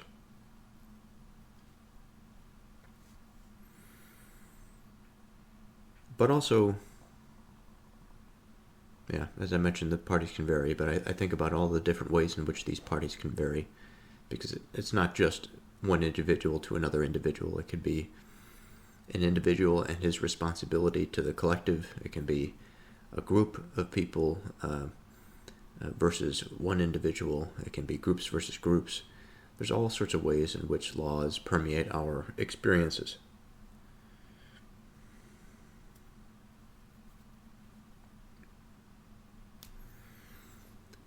But if each experience is going to be valuable, there must be a reason. And at the bottom of it, well, approaching the bottom, what we are discussing is this interwoven network of souls as the primary, I think, principled, valuable component of a society. Everything that exists within it, everything good that we can convince ourselves of that the civilization is worth participating in, it comes from the fact that man has this spiritual element to him.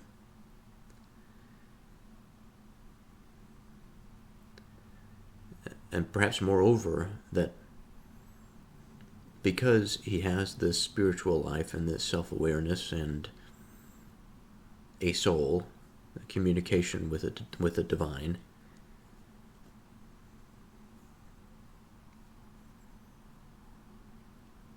that there is a sense of responsibility that he has towards justice, towards the stability of his own constitution, but also the constitution of his fellows. That the value that is attributed to him is, in part at least, because the expression of his soul allows the value or the information of the Creator to move forth. He's able to manipulate the material in his environment for creative ends, for productive purposes, for divine purposes. And by this very potential, it serves such that his ontology, his relation to being, his relation to the divine, ought to be just. It ought to be good. It ought to be correct. It ought to be securing of that productive spirit, the very gift he was given at his birth, by the various material causes that exist within his physical constitution, that manifest in that spiritual constitution. This obligation of being is bound by necessity of value within the individual, through the individual to the collective.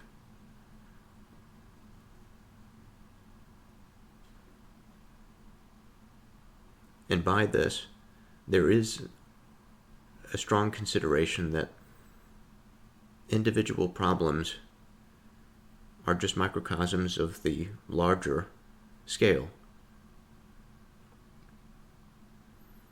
And it's not a matter of preference towards the majority or of the individual in matters of law and security and of goodness. It is a matter of all ontological relation, all ontological grounding.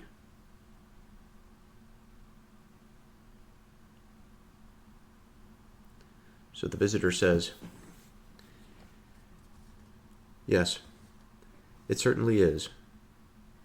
For how would anyone ever be capable, Socrates, of sitting beside each individual perpetually throughout his life, and accurately prescribing what is appropriate to him? Since, in my view, if he were capable of this, any one of those who had really acquired the expert knowledge of kingship would hardly put obstacles in his own way by writing down these laws we talked about." So today is a new day, and a new day brings new thoughts.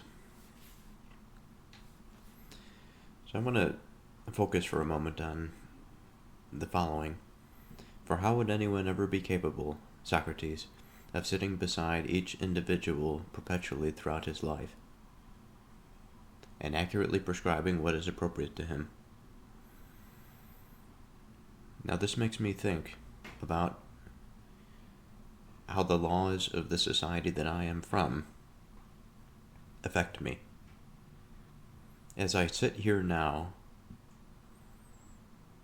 there's a very big difference between having somebody next to me constantly breathing over my neck, explaining to me what ought to be done in a particular situation, and this sort of more cloud-like legal structure that governs my behaviors and actions. Now, cloud-like is not necessarily the most appropriate analogy, but it's enough, I think, in the sense that the implication is that the laws feel as though they are far off like the clouds. Eventually, the products of the clouds, like rain and fog, whatever the appropriate analogy is there, or appropriate parallel, these become part of my experience, for which I have no choice but to accept. For example, there are plenty of things with regard to what we can and cannot do on the road that I must interact with. Just as much as when I go outside, I must interact with the weather. There's nothing I can do to mitigate that experience. Now, of course, I can break the law. I can cover myself when I go outside. I can work against. I can't remember just now if I said I can't mitigate against it. I can mitigate against it, but in the absolute sense, I cannot control it. And there are costs in the case of going outside without proper clothing. There's a cost there. In the case of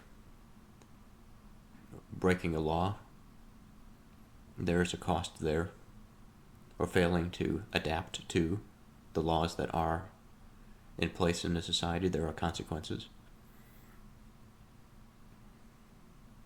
But much like the weather, we prepare for these situations. And perhaps some of them we feel run contrary to our beliefs.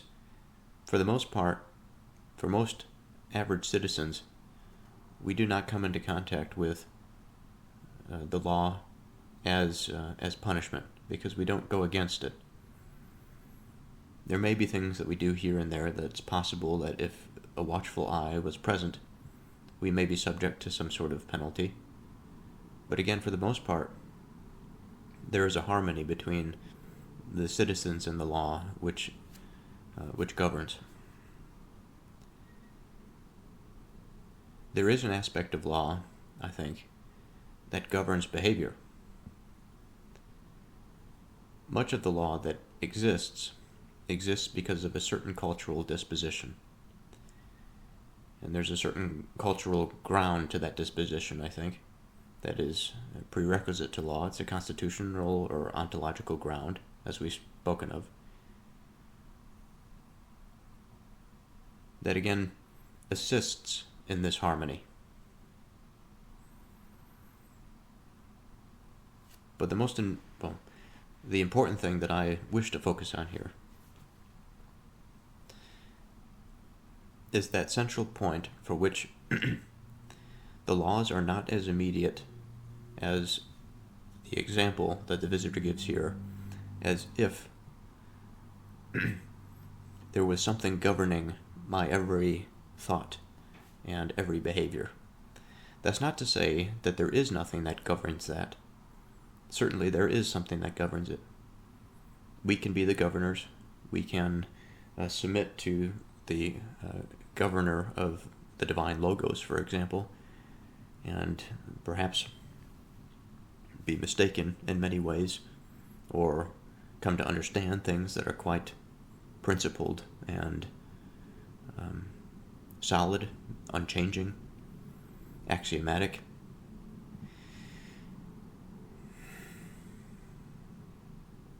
But the vast difference between what almost would seem as an ontological tangential, at least in the case where there's, for the most part, a harmonious relationship between the ontology of the culture and the governing apparatus that governs it.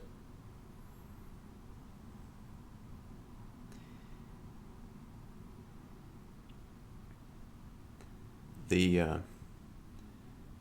broader ontological experience is much more vast, I think, than the laws that attempt to regulate us. And I like this idea of the laws as memory, something that,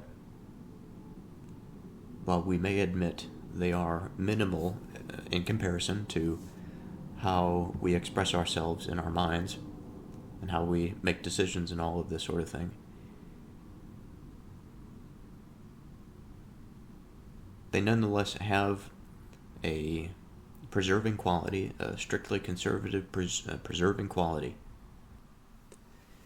And aside from the natural frailties of memory and of mind, if we focused on just the goodness that there is, the goodness of our memory, surely there is a productive output, there's a potential productive output within the laws of man.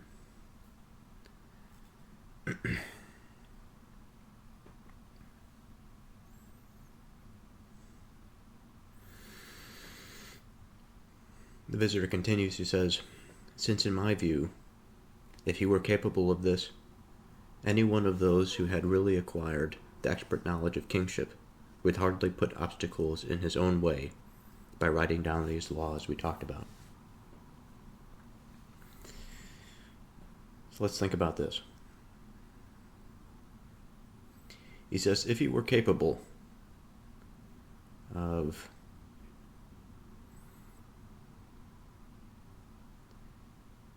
setting aside a person in all circumstances and adjudicating problems,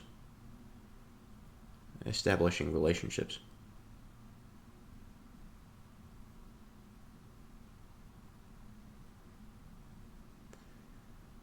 the laws would not be necessary because his expertise would be the thing that coheres society together. You wouldn't need this sort of vague, overarching structure akin to a load-bearing, let's say, I-beam in a house.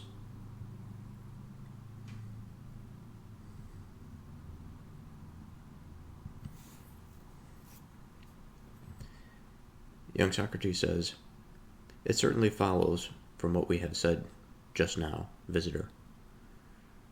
The visitor continues, "Yes, but more, my good friend, from the things that are going to be said." What are they? Things like the following.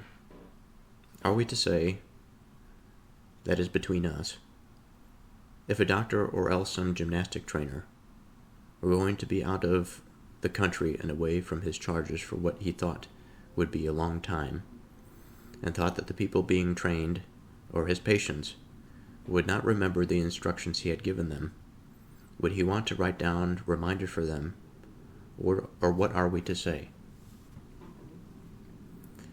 Young Socrates says, as you suggested. So, for the case of being overly nitpicky and tedious, I want to go through this and see if there's anything we can reflect on. Of course, this centers on the main theme of what we spoke of before about the laws. But it brings to mind another interesting reflection, such that in more cases than just in terms of law, but in any form of expertise, our absence does not assume that our expertise continues in that presence. Again, the presence being the absence of our being. Now, it's fairly common sense that this is the case.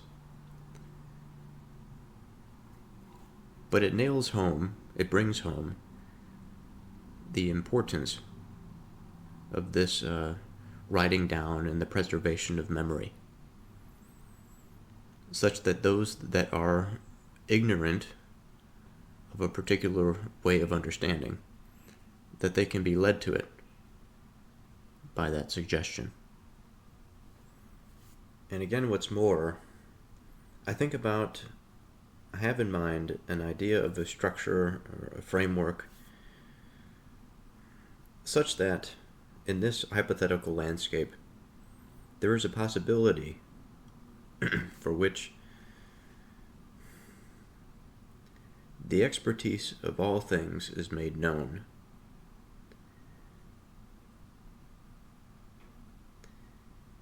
And we, those who are thinking about this potential situation, can see the landscape.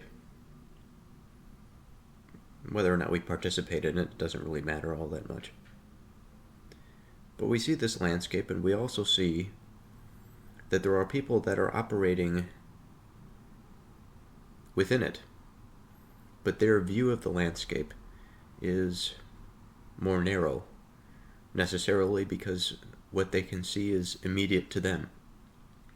It is not like our vision, that we can see the whole of it. And these people that reside within this experience, by their limitations, they are forced into what we might call a secondary mode of transmission. I'm not sure if we can say that writing is so easily reducible to secondary transmission, but in a way,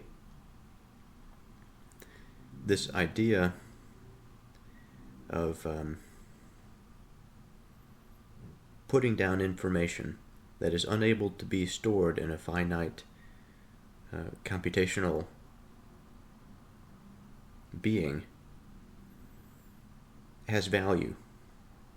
It is something that can further the productive enterprise. The productive enterprise that we are aware of in Genesis.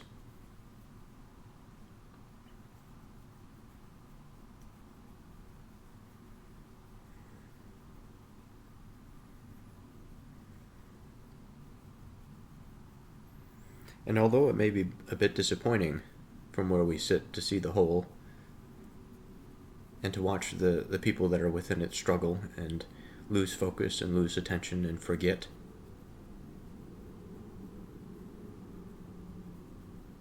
we also understand that it is part of their condition. There's no way around it from their perspective. And we ought to understand that from their perspective,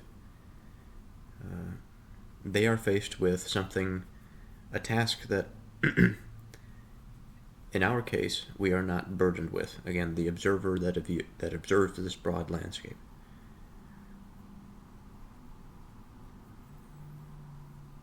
And once we find ourselves back into this experience, back into the lower levels of things, for which we are unable to see the whole of the connections between things, we come away, I think, with a greater understanding. And not only is it just our experience of that transcended thought or experience moving down into the more finite, but rather we take with us a certain responsibility.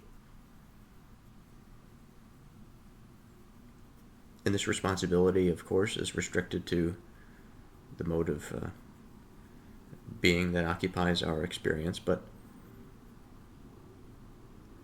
we are invigorated. We write more, we think more, we remember more, we establish more, and we build more. And by this, our transmission of information, the retention of information, the guidedness or the effectiveness of our laws increases, and our culture flourishes as a result. The visitor continues, he says, "But what if he came back unexpectedly? having been away for less than he thought he would be. Do you think he wouldn't propose other prescriptions, contrary to the ones he had written down, when things turned out to be different and better, because of winds, or else some other things that come from Zeus, which had come about contrary to expectation, in some way different from the usual pattern? Would he obstinately think that neither he nor the patient should step outside those ancient laws that had once been laid down, he himself by giving others instructions, the patient by daring to do different things, contrary to what was written down, on the grounds that these were the rules of the art, of medicine, and of health, and that things that happened differently were unhealthy and not part of his expertise? Or would all such things, if they happened in the context of truly expert knowledge, cause altogether the greatest ridicule in all spheres for acts of legislation of this sort? So we have the scenario in which our gymnastic trainer has come back into town unexpectedly. He's been away for less time than he had thought, so that necessarily means that the information that was provided did not erode or fall away from memory as much as it would have, or as much as he originally intended for it to have. The visitor asks, do you think he wouldn't propose other prescriptions contrary to the ones he had written down?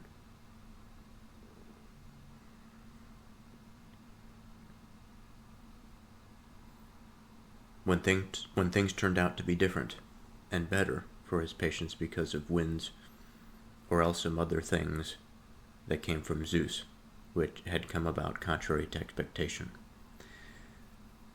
So this is an important thing, I think.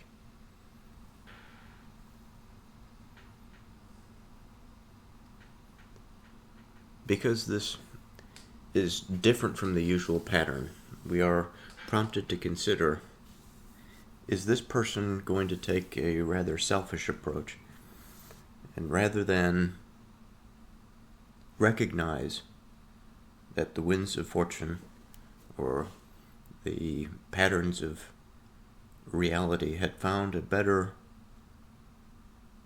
circumstantial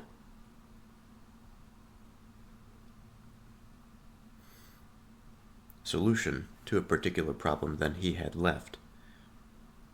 What do we do with this? Of course, the just answer is that what is right, what is better, ought to be facilitated. It is more consistent with the nature of the expertise in question.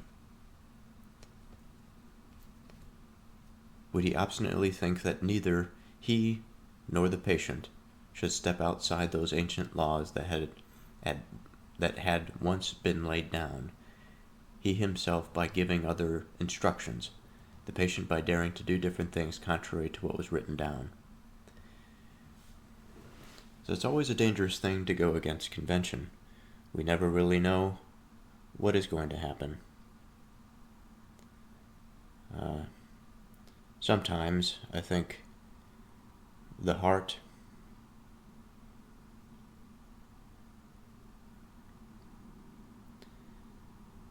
does not wish to stand the contrary nature of those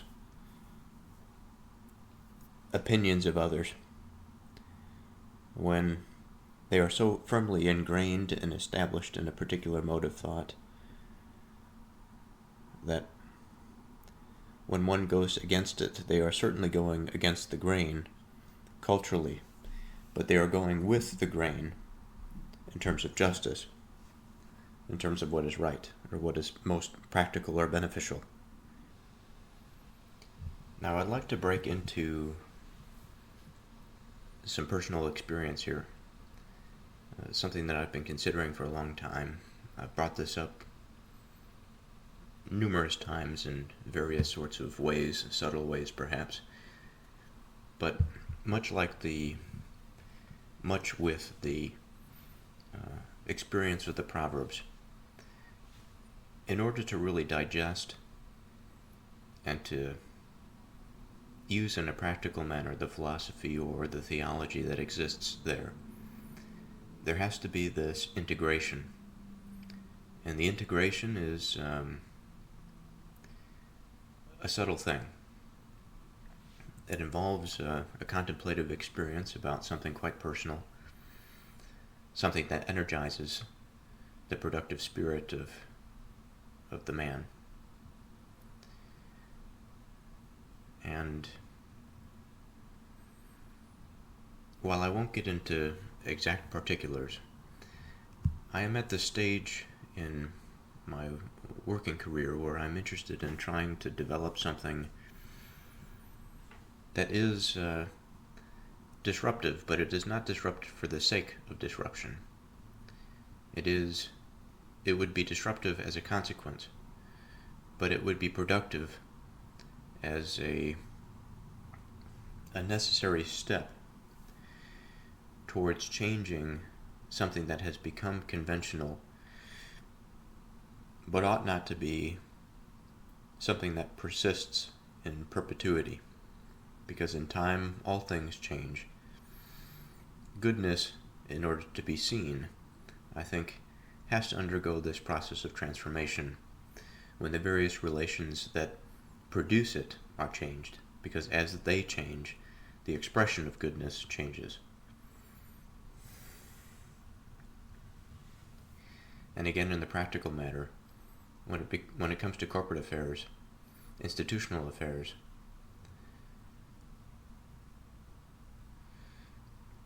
I think the degradation of a product, the degradation of a service or of an experience can suffer a gradual death, and those that participate in it may feel it to a degree. They may have an inner sentiment of heart for which they feel a bit burdened by the situation that unfolds. However, well, maybe not however, but by the same token, people that are within this milieu, I guess I'll call it, this environment,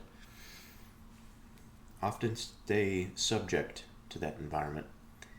And unless there's something significant within the heart, this wellspring of reflection and of action, and of productive action, subtle productive action, almost like a chess player that plays chess, nothing really will change.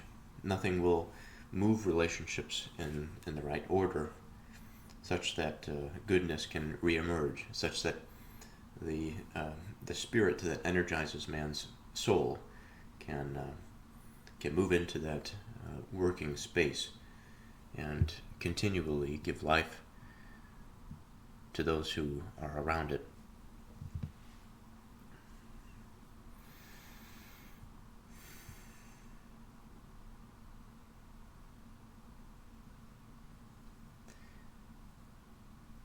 So with this in mind, I think of subtlety.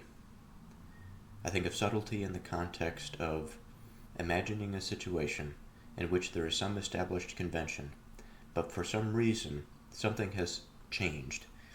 As the visitor says, it could be something as simple, attributed as to something as simple as the winds. Or in other words, perhaps for causes that are perhaps unknown, or for causes that may be swept up in something that is perceived at the close-up scale as something that is quite chaotic, like the wind, for example.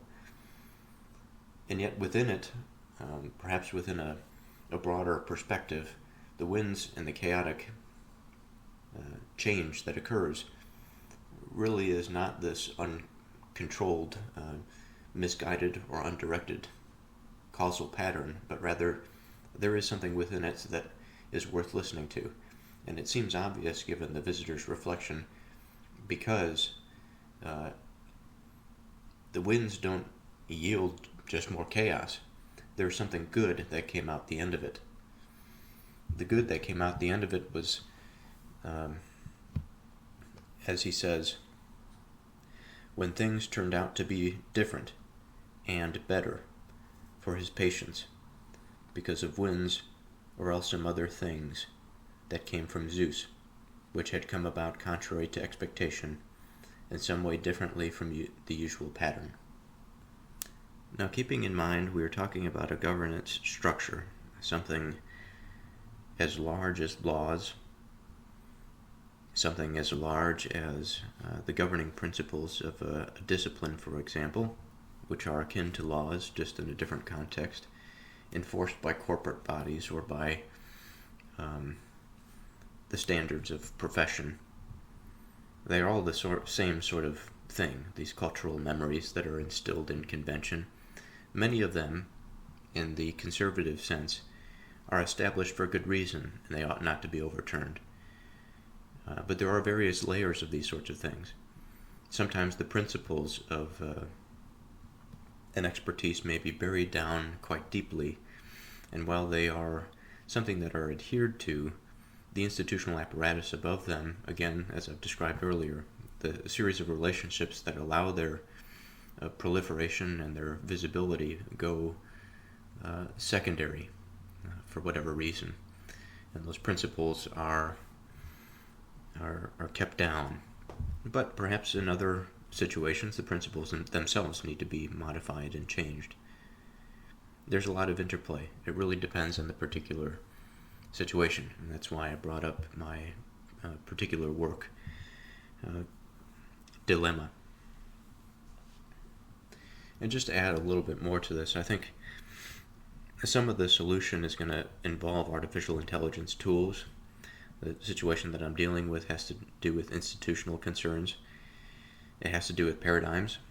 So there is this sort of principled underbelly that I'm attempting to influence or guide in a slightly different tilt for that axis to continue to rotate. And this is exactly what the visitor is getting at. If we have found something better, then what do we do with it?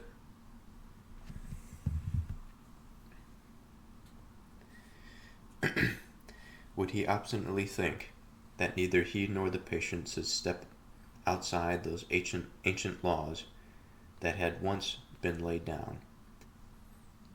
He himself by giving others instructions, the patient by daring to do different things contrary to what was written down, on the grounds that these views were rules of the art of medicine and of health, and that things that happened differently were unhealthy and not part of his expertise. Or would all such things, if they happened in the context of truly expert knowledge, cause altogether the greatest ridicule in all spheres for acts of legislation of this sort?